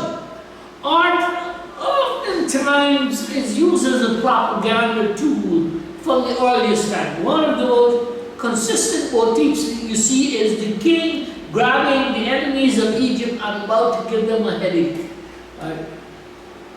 Art became a political tool in the hands of the rulers. It is not surprising then that one of the truly individual contributions of Kushite Ethiopian art should be the possession of men leading horses, which was called the left side or west side of the court, remember the court of the temple of Gebel Barka. Possessions are important. They're possessions of the god. The possession, every time the god leaves his holy site, he leads in a procession. And when you look at the illustrations, it shows you when they're leaving. That is to say, if they're heading this way, they're leaving. And if you see them heading that way, they're coming back. And a good example is at Karnak, especially on the outside of the sanctuary. You see the images show the procession heading this way, and then when they're leaving, and then the procession heading this way. So whether they're going to Luxor Temple for the Open Festival, they're going across the river to the Feast of the Valley, or they're going to some distant location, the art indicates the place where they're going and in what direction they're traveling.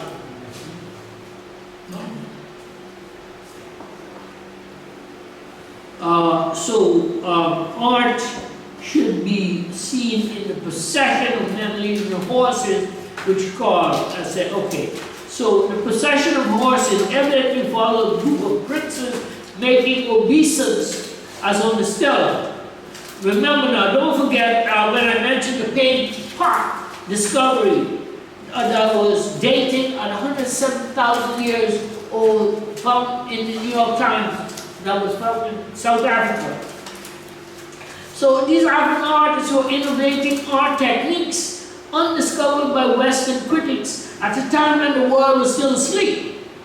The procession was a powerful cultural practice for gods, princes, people, and even animals. It's interesting. Now, when you go to the Temple of Luxor, in the first court that was expanded by Ramses II, the Temple of Luxor was built by Amenhotep III of the 18th dynasty. Ramses II of the 19th dynasty extended the temple and walled it with a pylon and created what was called a great court that's called, oftentimes called the Ramesian front of the temple. In that temple, in the southwestern portion of the court, there is an illustrated image of a procession of priests or princes. It's called the ascent of the princes heading to the facade of the Temple of Luxor with the statues of Ramses II. What you see on front is illustrated on that wall. And you have this procession of the sons of Ramses. Now, at the back of following the last prince, is a procession of priests leading sacred cows. And Dr. Ben, every time we go there, he makes the special, brings to his people the special notification that look at the second cow in the procession. You will see a Nubian lady coming out of the head of the cow. Every time I go there, whether it's with my son, my wife, or whoever, my sister, these people are big there. We sit there and watch the guides bring visitors into the temple. And some Sometimes they look at the procession of the war, but nobody even notices this female Nubian lady coming out of the head of the cow. Why the head of the cow? Hathor. Remember Hathor that was on the normal palette? She's often pictured as a cow. Cow was famous for nurturing milk and other things that they did. Hathor, as a cow, is also shown as conveying the body of the deceased into the next life, coming onto the hills of Deir el-Bahari. I mentioned Toby Monderson, who made discoveries of petroglyphs in the eastern desert of southern Upper Egypt. That 1938 and 39, Henry Winkler was up there and he saw these images of early Nubian art. And he said, this here was done by, this is again the Arabs, right? This was done by people from Mesopotamia. So when Wilkinson went up there and he examined the evidence, he said that this work was done 1,000 years before Winkler's Mesopotamia. On the other side of the river, on the western delta, Bovaro and Brophy, in another work entitled Black Genesis, they found evidence at a place called Nabta Playa, where these Africans who kept cattle, there was a time when that region was inundated with rainfall and there was a lot of vegetation and they kept cattle. They were pastoralists. They worshipped a cow goddess. Who's this cow goddess? Hathor. In the Old Kingdom, at Aswan, when you get to Aswan, I don't know if you've been up there. The two of the nobles, I've been mentioning today. There used to be 132 steps to get to the top. Bianchi and I went up there. My sister went up there. That's all I'm doing. When you get up there, you have the view of Aswan below. On one of the tombs, there is a letter of an Old Kingdom explorer who went almost like 200 miles into the desert, in the western desert. And he was escorted back by some of the African kings over there. We're talking about it. These people, the Egyptians didn't even know about these people. He was escorted back with gifts. And he told Amu was the name of the explorer.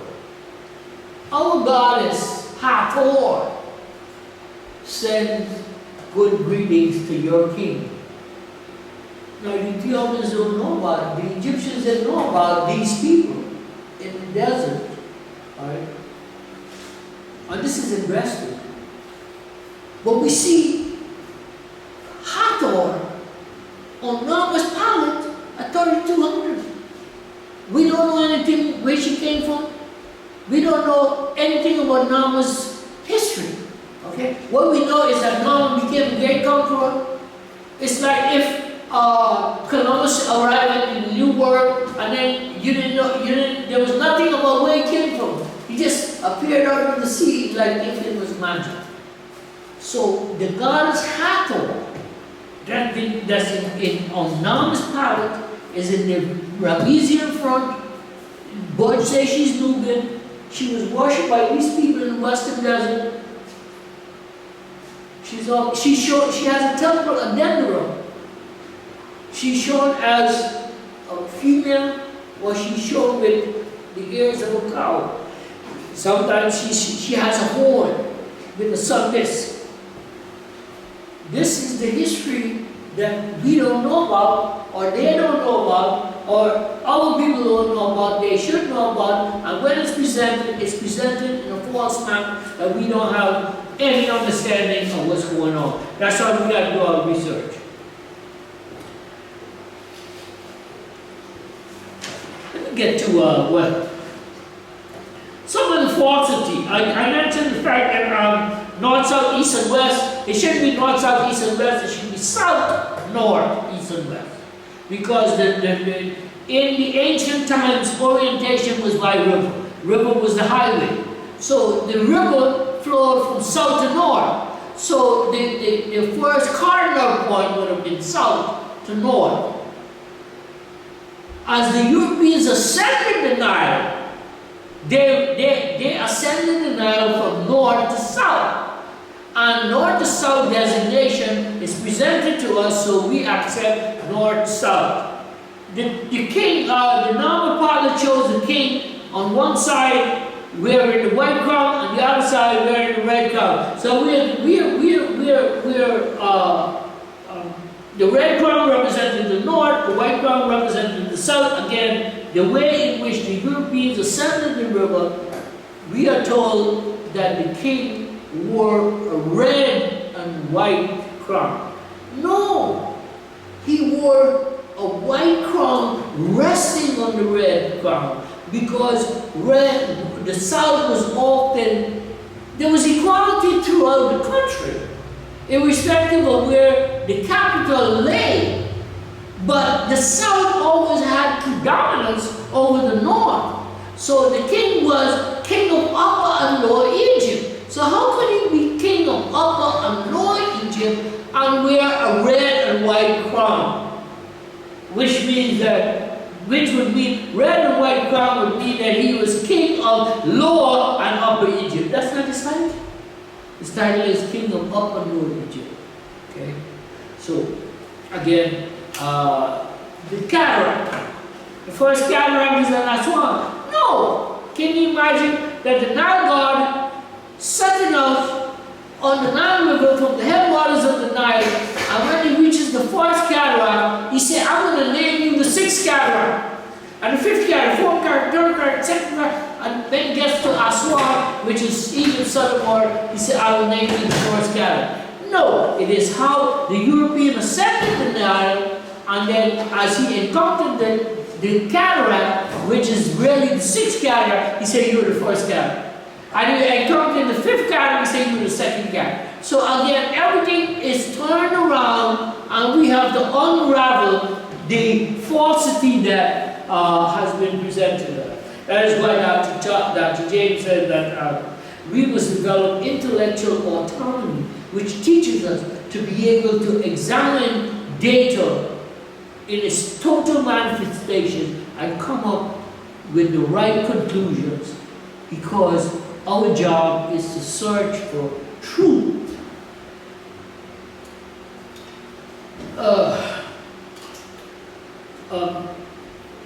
We are told that the Fertile Crescent began in Southwest Asia and descended into Egypt. Fertile Crescent meant that area that was fertile in agricultural produce. Marcus Garvey said no. The earliest fertile region was Egypt, the Nile Valley, and that the Fertile Crescent began in Egypt and went north, as opposed to north going south. So again, falsity is the order of the day, but we reject it.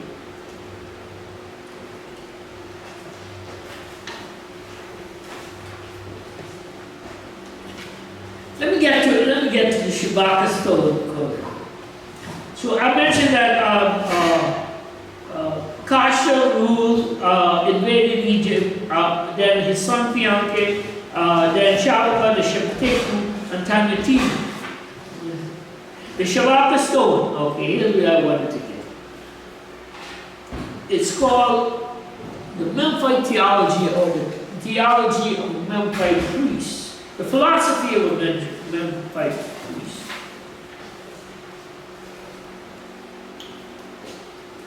I don't about Tahaka building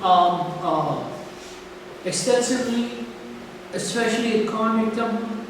At Karnak Temple, when you enter, the first court, the great court, you encounter what is called the Tahaka Kiosk. Okay, the Tahaka Kiosk is a building that was constructed under the auspices of Mentuemhat, who was the mayor of Thebes during Tahaka's term. We are told that there were 10 columns in this kiosk. If you go to Egypt now, there is so much that has changed from the time when we were first born. I was telling my daughter today, when I went to Egypt with Dr. Bennett in the mid-80s, I paid $17.50 for everything. I just had to show up at the airport and they bring me back $17.50. Today, the price of the ticket, the airline ticket, is $17.50. That doesn't include food, hotel, transportation, tips, you name it. Okay. So things have changed. If you go in there now and you don't have the proper guides, you're lost. But the guides that are carrying you today are not telling you the true story about what it is that you need to do. First of all, we know that I don't need for you to get to Egypt for you to tell me that the country is hot. It's a desert country. And you get out there and they tell you, listen man, it's hot. Take a few pictures and let's get back to the hotel. And then this evening when the sun goes down, we'll get out and do a little shopping and whatever. You already been, Mom saying you've been had, you've been took, you've been bamboozled. Okay? You got to go with the right people. I give it up. I take my family or I travel alone. I'm not taking it back. But I put my work in the books, published work. And I'm an archaeologist, so I collect a lot of archaeological data, and I try to put it in my work. So you want to follow me, please do. You will learn something. Become one of some readers. There's no problem with that. Okay. So I was in the kiosk, right? First of all, everybody says 10 columns in the thing.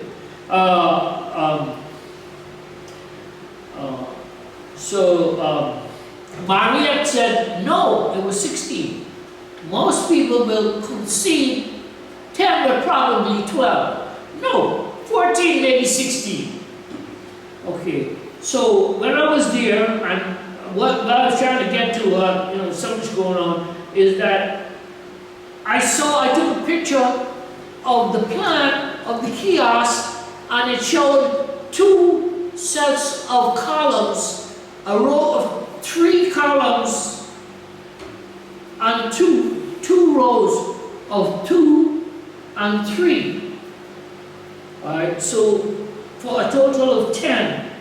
Well, I argue that the Egyptians have used symmetry, so if there is in one area 3 rows of columns, then the other one should be the same.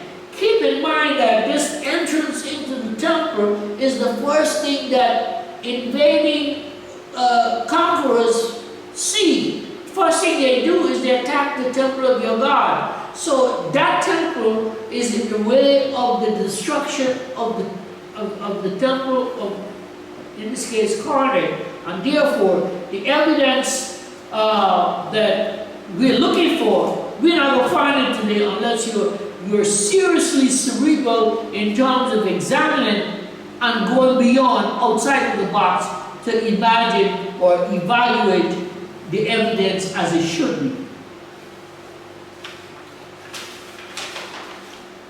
Okay, the Egyptians built forts in Nubia.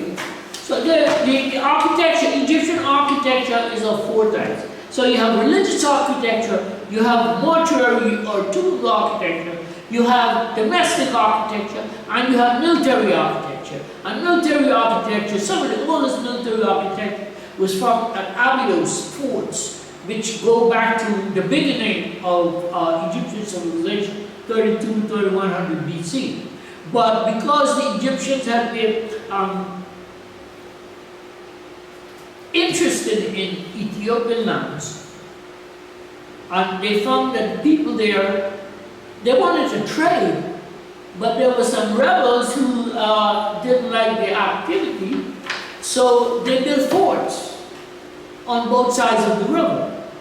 Okay, and they built forts at Selma and Kumba, near the second cataract during the Middle Kingdom.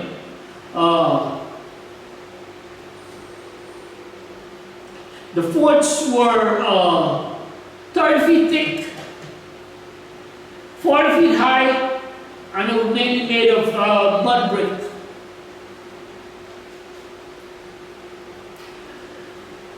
Kush was in Ethiopia was important to Egypt because they got gold. One particular mine in Nubia produced 30,000 ounces of gold per year. 30,000 ounces. The Western Sudan used to, I can't remember how much. So Africa been gushing gold to the world from time immemorial. Okay? There's a look what's coming out of, been coming out of South Africa. So the 25th dynasty defended Egypt from foreign invasions. After the capital was, the Assyrians on the Ashurbanipal defeated Taharqa and they withdrew to Ethiopia, then they moved the capital from Napata, they moved the capital to Meroe. From Napata to Meroe. And Meroe, if you remember, Basil Davison looked at what was called the slag heaps of Meroe, which is the refuse ore where they mine iron and they produce iron weapons.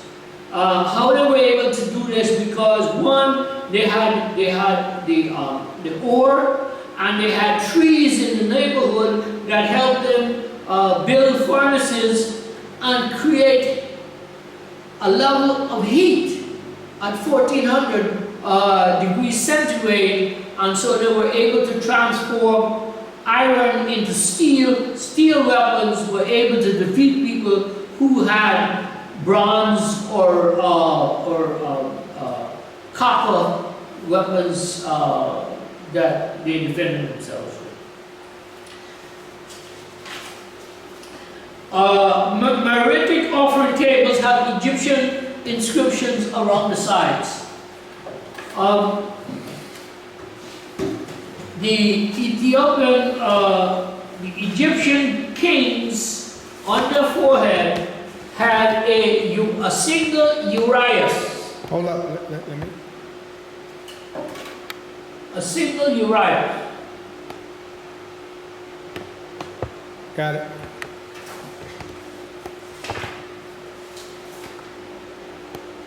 Here again, this one. A single Urias on the forehead of the king.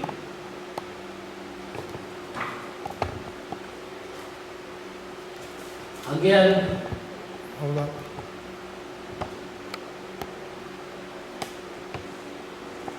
Got it. This is Cyril Aldrin, military command, Argonaut in Hold on, Egypt. let me get it. Let me bring it in.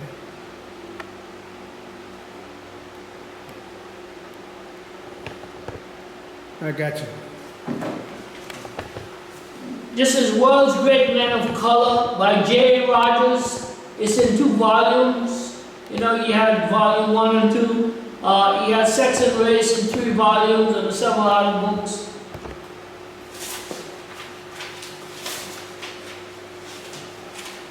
Here is an image of the Ethiopian Pianke, the subject of our discussion today, with 2 Urias on his forehead.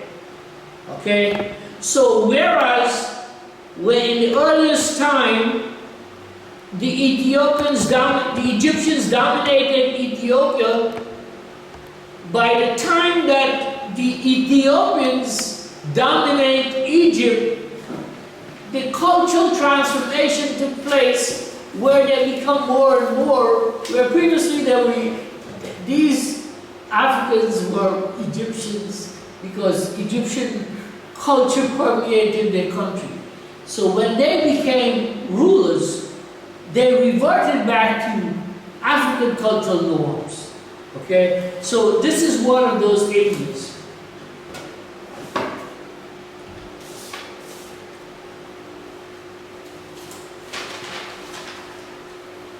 I don't want to talk about the types of tools.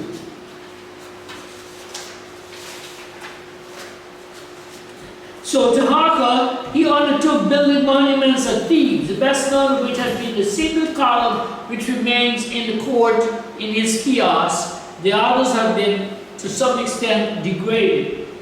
Taharqa was very courageous.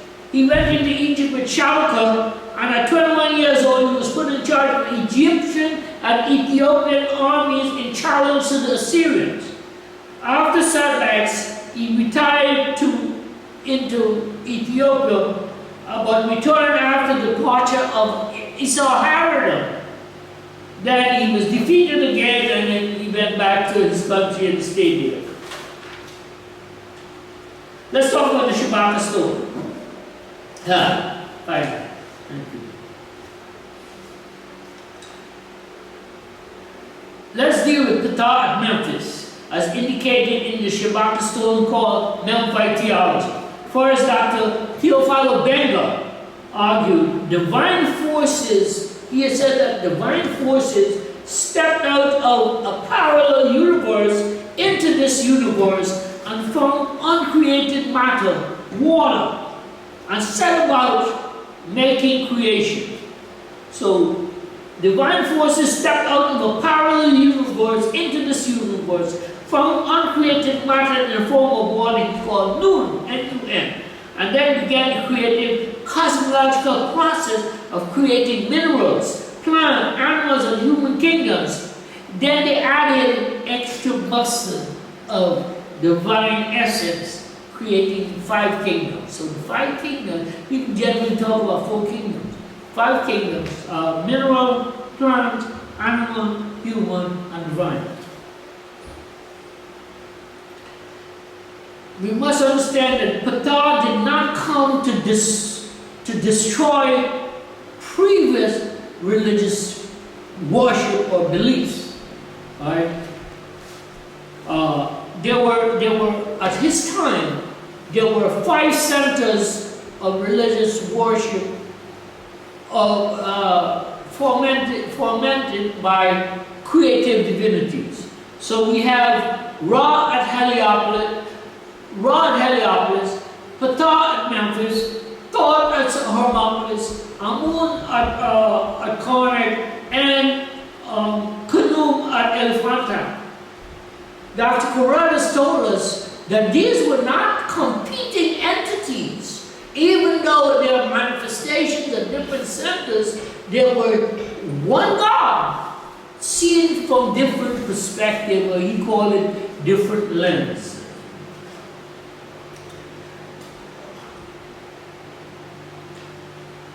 Okay, what the upstart, Ptah, because remember, he came in after Ra, his priesthood, because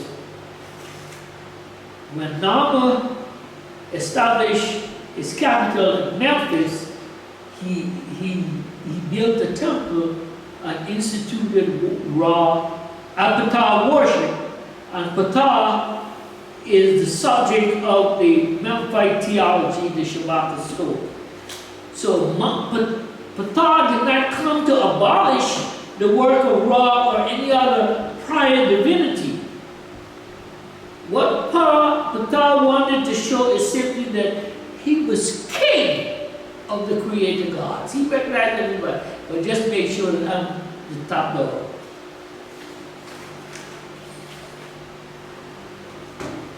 J. Wilson says in this inscription, this Shabbat stone, the Memphite theology of the theology of Memphite priests. This is an inscription called the Memphite theology, a context so strange and difficult from the material we have been discussing that it seems at first glance to come from another world. I'm saying what confuses this writer is the realization that by the first dynasty, the Egyptians had already constructed the parameters of speculative philosophy. That, in fact, Dr. Obenga in African philosophy in the Pharaonic period vehemently argued, if philosophy remains rightly understood, the human attempt to achieve orderly thought, and if a civilization may be understood as a social system dominated by a coherent conception of life, then it is incontestably true that Pharaonic Egypt was the real cradle of speculative philosophy as we know it. It achieved that level of speculative thinking without recourse to any kind of religious revelation. Shabaka, who lived in the 8th century BC, was a contemporary of Isaiah. But the text which he, Shabaka, ordered copy onto stone for eternity goes back to the historical origins of Pharaonic civilization. In other words, over 2,000 years before Thales, the Greek philosopher, Pharaonic Egypt produced a magnificent philosophy and invented an ordered conception of life. Phrase and language which suggests that the tradition already had been several centuries of maturity behind it by then. Now what he's saying, what Dr. Begley is saying, is that even at the time when Norma formed the first dynasty, that there was a whole history of speculative divine speech that predated Norma. Okay, we're told that the pyramid texts were composed in the 5th and 6th dynasty. But the argument has held that before we find it in the tomb, that it was at least 1,000 years in the makeup. Our church ward says that the Africans were having like sweet communion with deity some 300,000 years. So as I said previously, the Africans were not waiting on white man's burden to come and rescue it. You see, they were busy. I mean, after all, we got this guy, this artist, stored in a white paint pot, ready to put his work on the wall, on his canvas, right? We have the Africans observing the heavens in astronomy. They're measuring the year by the precession, which is 26,000. We talk about four precession of 26, 52, 78, 104,000 years. Okay, so the other day they discovered evidence of 2 pieces of surviving wood, worked wood, put together as if to create a sort of a shelter, which is saying that these people was doing carpentry. And the carbon dating evidence indicates that it was done 500,000 years ago.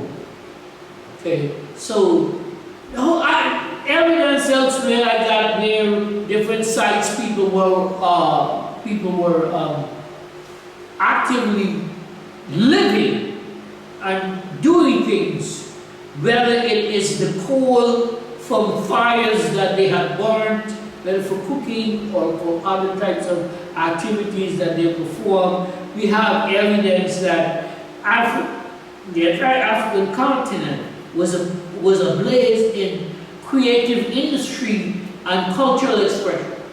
And we weren't waiting, these people weren't waiting for the European tour. He wasn't even there yet. He wasn't even in Europe, much more in Africa.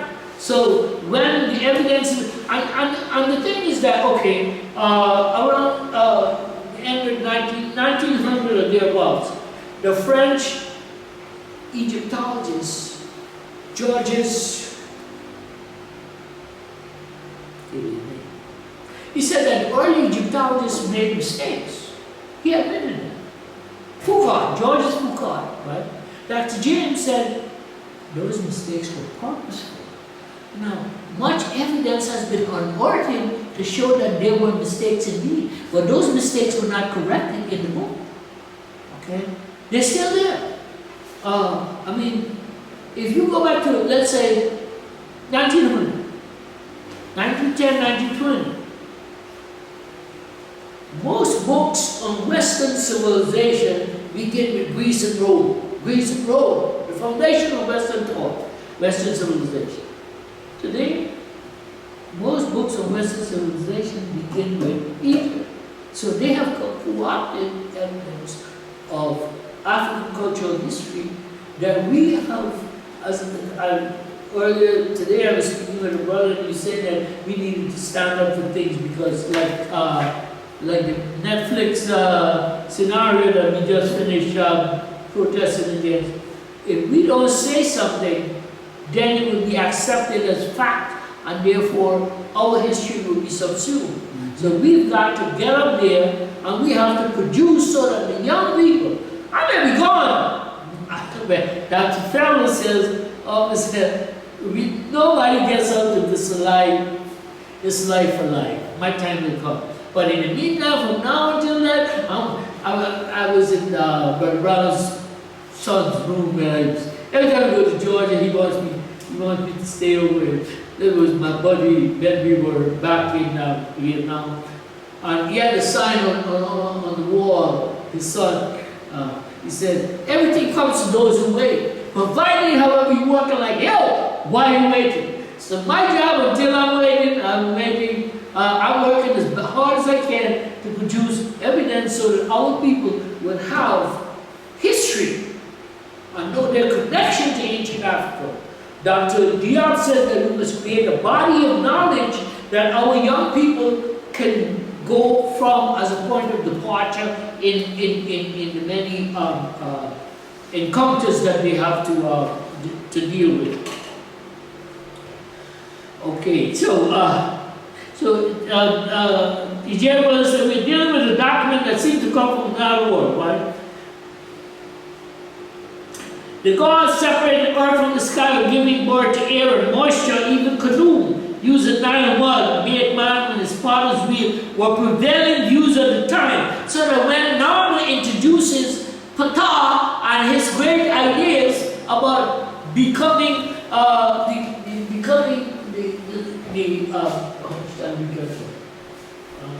okay, 10 minutes or so. Okay. I got 15. You know, brother, they often said, we gotta have you back, but they don't have you back, you know. But I'm glad to come back anytime. So what Ptah does, what the Shabbat stone teaches us is that, for example, for example,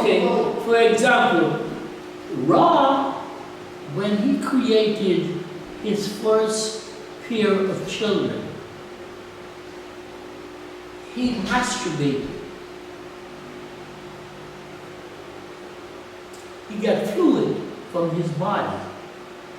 Ptah came in with a different angle. He said that thought and speech were aspects of divine power. You think something and you say it. So Ptah got thought, he got Horus to represent thinking, ideas, thought. And he got God thought to speak that ideas. So speech or thought and speech were the two elements by which he created everything. So once he thought it, once he think it, he spoke it and it came into being. Now, for example, so we have the Ennead of Ra at Heliopolis, where we have Geb and Nut, Shu and Japheth,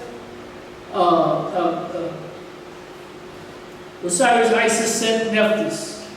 8 and the premier god made 9, 7, 9. At Heliopolis, where Thoth was the creator, Thoth, the god of knowledge, mathematics, music, the lawyer for the gods, and all these things. He had so many. He laughed. His method of creation was through speech.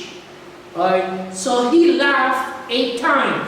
Ha ha ha ha ha ha ha! And with each laugh, a divinity, a spirit, a god appeared, and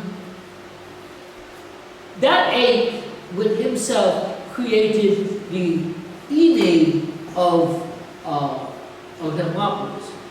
At Karnak Temple, the Ennead were 15 gods. Alright, but the principal triad was Amun, his wife Mut, Amun the sun god, his wife Mut the earth goddess, and their son Khonsu. But there were others that joined in that, including Isis, Hathor, Thoth, and several others. There's in one of my articles again. Remember all this stuff. I'm getting older now, you know.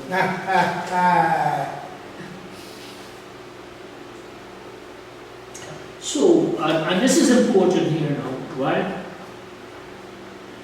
This creation in thought, conception, and speech delivery has its exponential background in human life.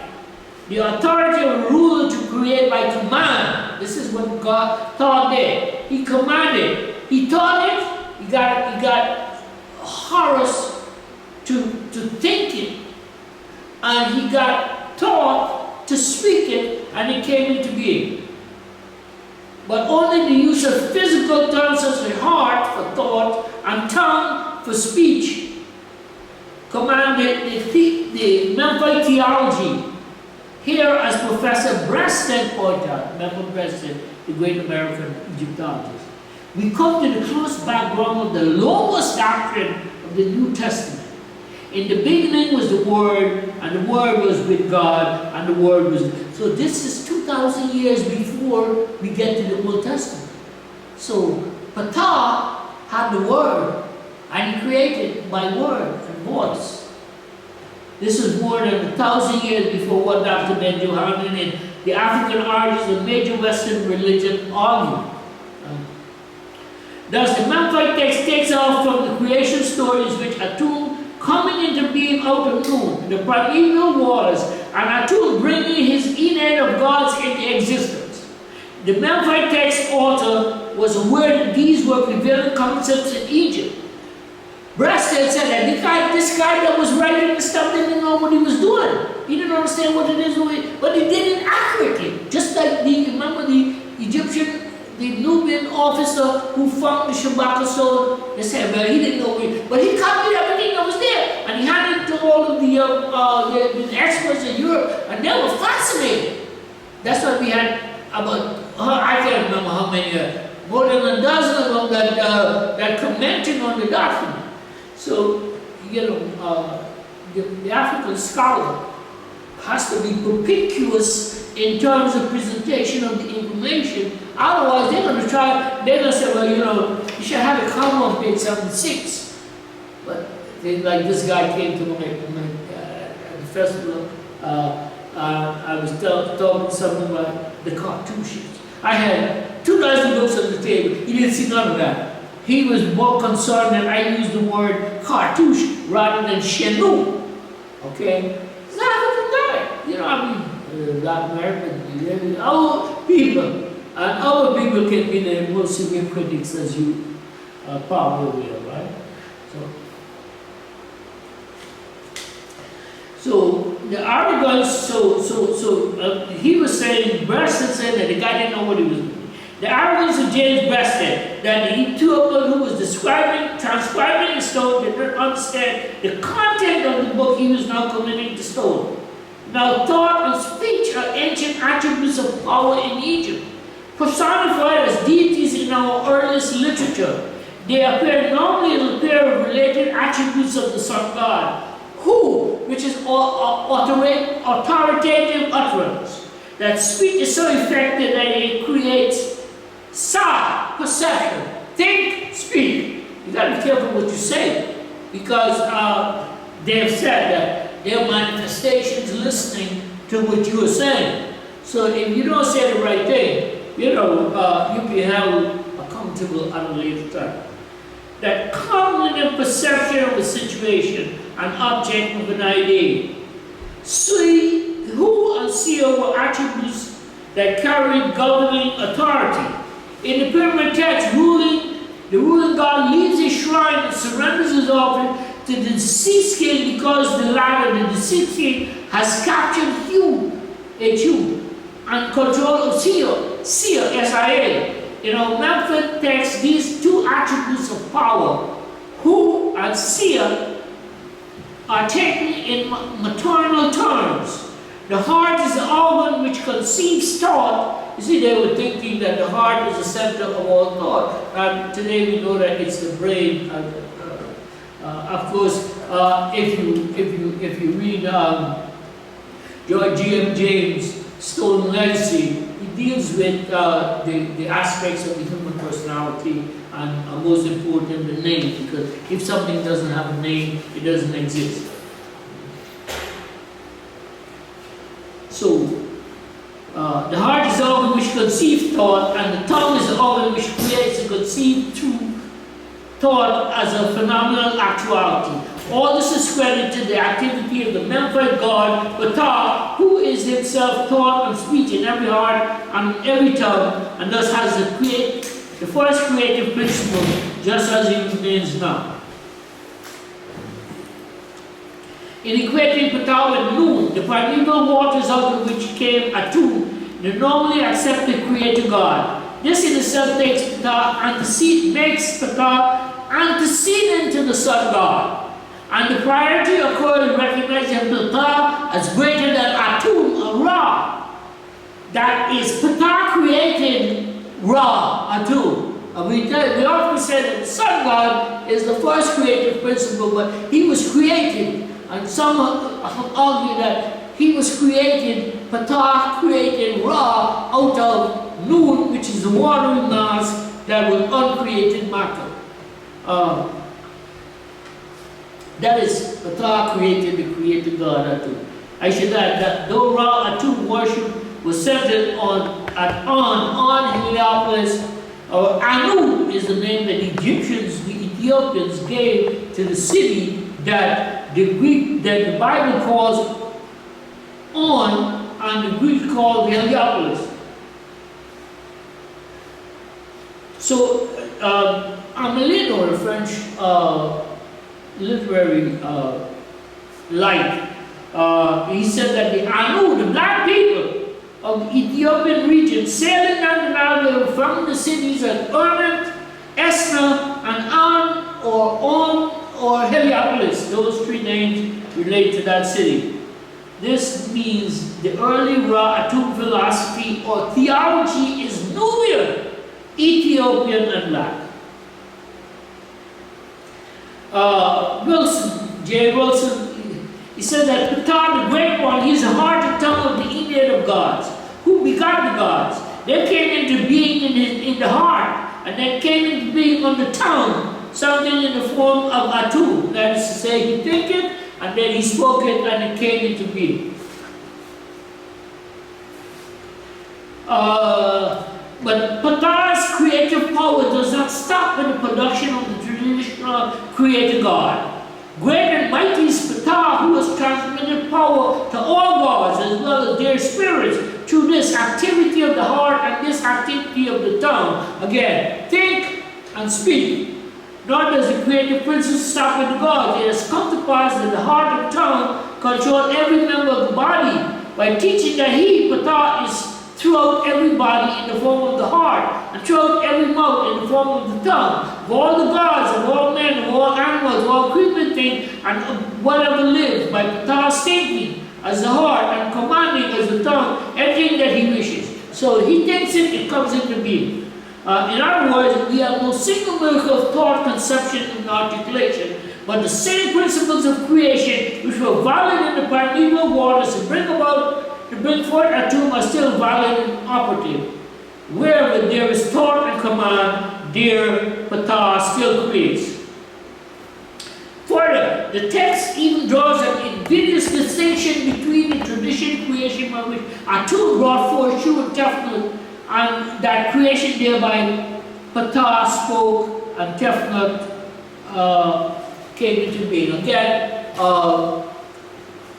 Ra, Atum brought Shu and Tefnut into being through body fluid. Thought brought the same gods into being through thought and speech. Ptah's teeth and lips are articulating origins of productive speech. That is to say, Atum masturbated and produced Shu and Tefnut, while Ptah used Horus as thought and thought as speech, as his conception and utterance. To produce God, one version of the Atum story makes Shu and Tefnut products of the self-pollution of the Creator God. Thus, teeth and lips of Ptah in the case are brought into parallelism with the semen in the hands of God. Now, the Enad came into being from the seed and by his fingers, but the Enad of Ptah is the teeth and the lips of the mouth which uttered the name of everything, and thus Shu and Tefnut came from that. That is to say, while one God made body with humans with divinities with body fluid, the other God, which is the higher God, thought and spoke, and these things came into being. Having said that, there's some more I'd like to share with you, but I realize that time is against me, and I'm hearing the bells, so if there are any questions, I got a little more time? Q&A. Oh, yeah, if there are any questions, I can take them. Let me have a little bit of this. Any questions? Anybody got a question for Monderson? Zoom audience, any questions? Any questions, Doc? Okay, you got a couple more minutes, you can whip it? Yeah, okay.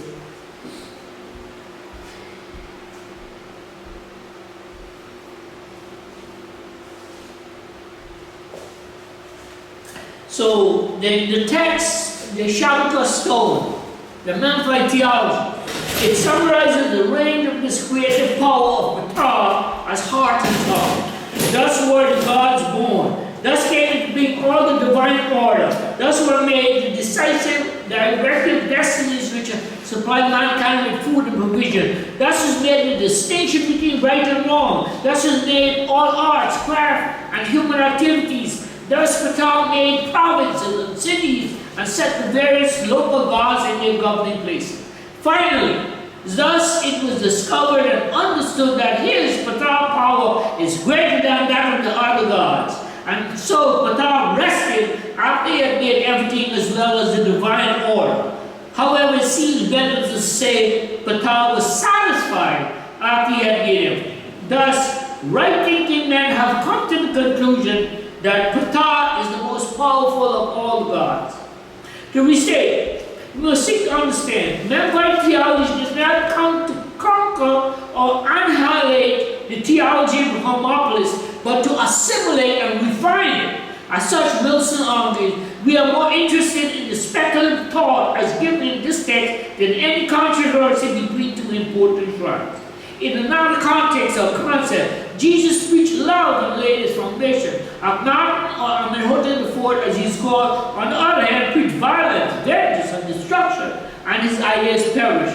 Anyone who preaches violence and destruction, their ideas will perish. Ptah encouraged thought and speech, which Dr. Carruthers determined was divine speech, or good speech, and so it became lasting. In Kingship and the Gods, Henry Frankfurt pointed out, as indicated in Shabakaso, everything that exists from its origin, the conception of Ptah's mind, his heart. Mind in that time, they believed mind was in the heart. Today, we believe mind is in the brain, which were objectified by being pronounced by his tongue. So if he dictated, if he taught this glass case, it came into being. He taught it and spoke it and it came into being. In this process of creation, one God after the other came into being. Through them, Ptah evolved the visible and invisible universe and all living creatures, as well as justice, the arts, philosophy, truth, righteousness. This account imparts at the same time the character of an established order, valid for all time to the phenomenal world. The cities and sanctuaries are part of this new order, and the final phase of the sector closes the circle. We have started by stating that the gods came forth from Ptah, objectified conception of his mind. It ends up making these gods enter into their own bodies, the statues of all kinds of material, whether they're stone, metal, or wood, which has grown out of the earth, and the earth is Ptah. Frankfurt reduces the 8 conceptualized equations to because they're weird creatures. There were 4 males and 4 females. We show that Non and Nonet. Non was a formless primeval ocean, and its female counterpart, Nonet, was a sky over it. Or perhaps we would better say that Nun was chaotic primeval matter, Nonet primeval space. Nonet became in the creative universe the anti-sky, which bent over the netherworld, a counterpart that a mirrored likeness of Nut, just as Nut became Oceanus, surrounding the earth and supporting it. The next pair of the ugly were Coop and Coquette, the illimitable and the boundless. Then came U and Hocket, darkness and obscurity, and finally Amun and Amunet, the hidden and the concealed one. We have to recognize that the basis of existence is spiritual. The heart and tongue are the organs of creation. The heart stands for intellect, mind, and evil spirit. We therefore arrive at Dr. Corolla's argument regarding divine speech, creative speech, and all are part of the divine order. Remarkable feature of the Memphite theology is its spiritual view of creation. Reality and mythology intermingling. We must consider the role of art in the entire Nile Valley experience, as well as conceptualized through the African continent. That the whole idea of kingship is that the king is divine, and it's not only in Egypt, it's all over Africa. And this is what Dr. Diab and Dr. Obenga has shown, that the thing, okay, so the Europeans said, oh well, we came from Southwest Asia, but nothing that is Egyptian has survived in that area. It was never created in that area. However, we see all of this practicing today in elsewhere throughout the African continent. While we acknowledge that the king is divine, the actual occupancy of the throne creates a fusion of powers between the late king and the successor. That is to say, divinity imbues kingship with 2 people. That is to say, the father and the son. That is the old king and his successor. So I mentioned those father and sons groupings earlier. Kingship is about 2 kings, the old king and the new king in continuity. Horus is acknowledged by the assembly gods through them, not because he possesses greater powers than Seth, but solely because he's the eldest son of Osiris and the legitimate heir. The word of God can thus mean concern of the gods and what we might call divine interest. But the phrase divine order implies that the gods have a system in which all the created elements should fit as soon as created. The context enumerates the creative elements. So you have gods, fortune, food, provision, tones, district, etc. They are summed up in the term everything, after which we have all as well as the word of God. Given all as stated, the priesthood was the interpreter of what was divine. And for them, the word of God came to be treated as a body of literature and sacred writings, but it was still the directly speech given by the gods. We can also add, priests were the first architects concerned with protection of the God to encourage the existence of earth. I talked about the low dam and the high dam. The Africans call the high dam the dam now. Right? Farouk, we got to remember those brothers who helped Dr. Ben and Professor Simmons through that, the high dam that Farouk and all described as the dam, because the dam destroyed Nubian culture. It forced the people to be relocated. Many of their temples and cemeteries were inundated by the new Lake Nasser that was created by the dam, the new dam, the high dam. Even though the dam created hydroelectric potential for lighting up the entire southern region especially, it had one drawback. In the inundation, the land would be covered with the water and it would be naturally fertilized. Now, because of the creation of the dam, the Egyptians had to make fertilizer so that they didn't get that usefulness that created with the natural process. We must like everything else, my job is to remember our heroes, including such persons as the Egyptian brother Abdul. He was a master of Karnak. And other masters of Karnak, including Dr. Ben Johanan and Professor George Simmons, and their counterparts, Dr. John Henry Clark, the guys Farouk, Abu Naga, and Shawki Abdel Radi, the people who brought Dr. Ben and his disciples through the awakening, the highlighting and elevating the consciousness that Dr. Chikam Tidial and his research associate Theophilo Binga further illuminated. Thankfully, however, in the American rescue, Kusto yielded evidence. What is Kusto? Kusto, okay, so in the creation of the high dam, I'm trying to rush this through because time is getting. In the creation of the high dam, a lot of the culture was going to be inundated by the river. So UNESCO appealed to nations that had a history of archaeology in Egypt. So we had the French, the British, the Germans, all of them sent delegations to do excavation and save whatever they could save. And the Americans sent a group from the University of Chicago under the auspices of Keith Sell, S-E-E-L-E. Sell, another author, I can't remember his name right now, they wrote this book called When Egypt Ruled the East. Okay, so he made this discovery and he placed it in the basement of the University Museum.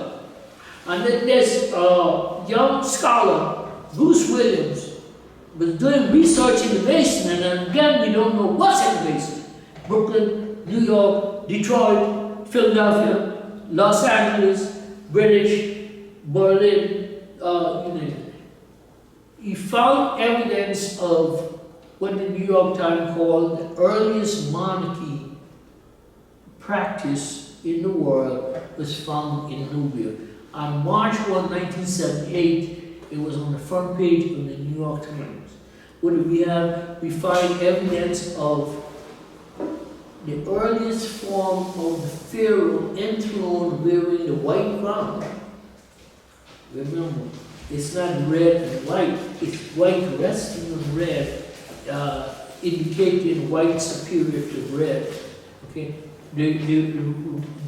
The palace facade, where the palace where the king would live, right? An incense burner, an incense burner because incense is thought to drive away malevolent forces. There were cows and sailing boats and things like that, which says that, contrary to what is being said, that the Egyptians, these Africans that Dr.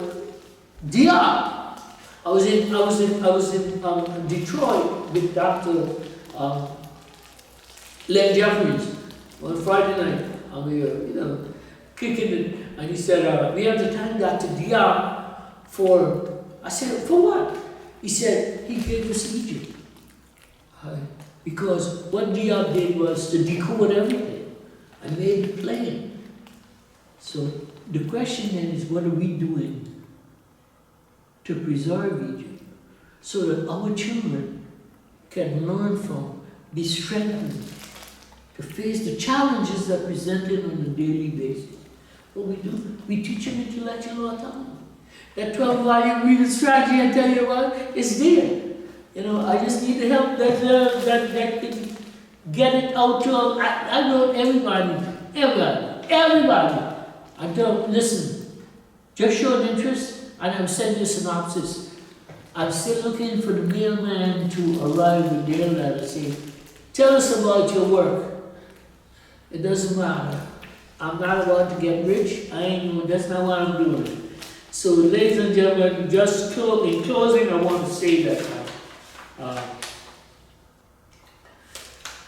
Von Sertoli explained that Sell hoped to take his discovery to the grave, but the graduate student Bruce Williams, doing research in the basement of the museum, discovered what the New York Times described in the front page of March 1, 1978, world's earliest monarchy found in Nubia. Here we see an enthroned pharaoh wearing the white crown, a palace facade, sailing boats, an incense burn, and cows which did not surface in Egypt until some 200 years later.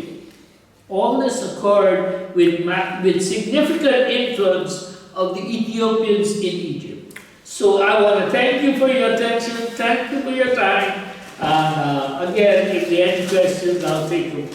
But it was an honor for me to be able to address you, and hopefully I raise some questions that you may want to look into. Again, remember that I did this back with Reverend Sharpton back in 95, I think. The other thing which I showed you that I did in 92.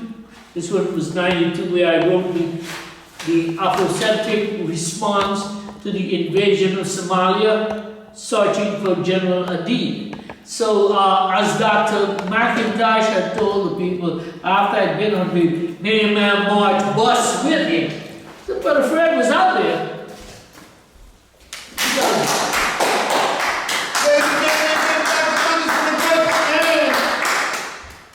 Thank you. This is just a continuation of Egypt, Ethiopia, and those great dynasties.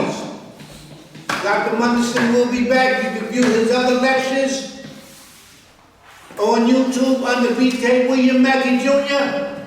Give yourself a great big hand. And thank you for coming out and supporting the Mackey Group. Thank you, Monderson.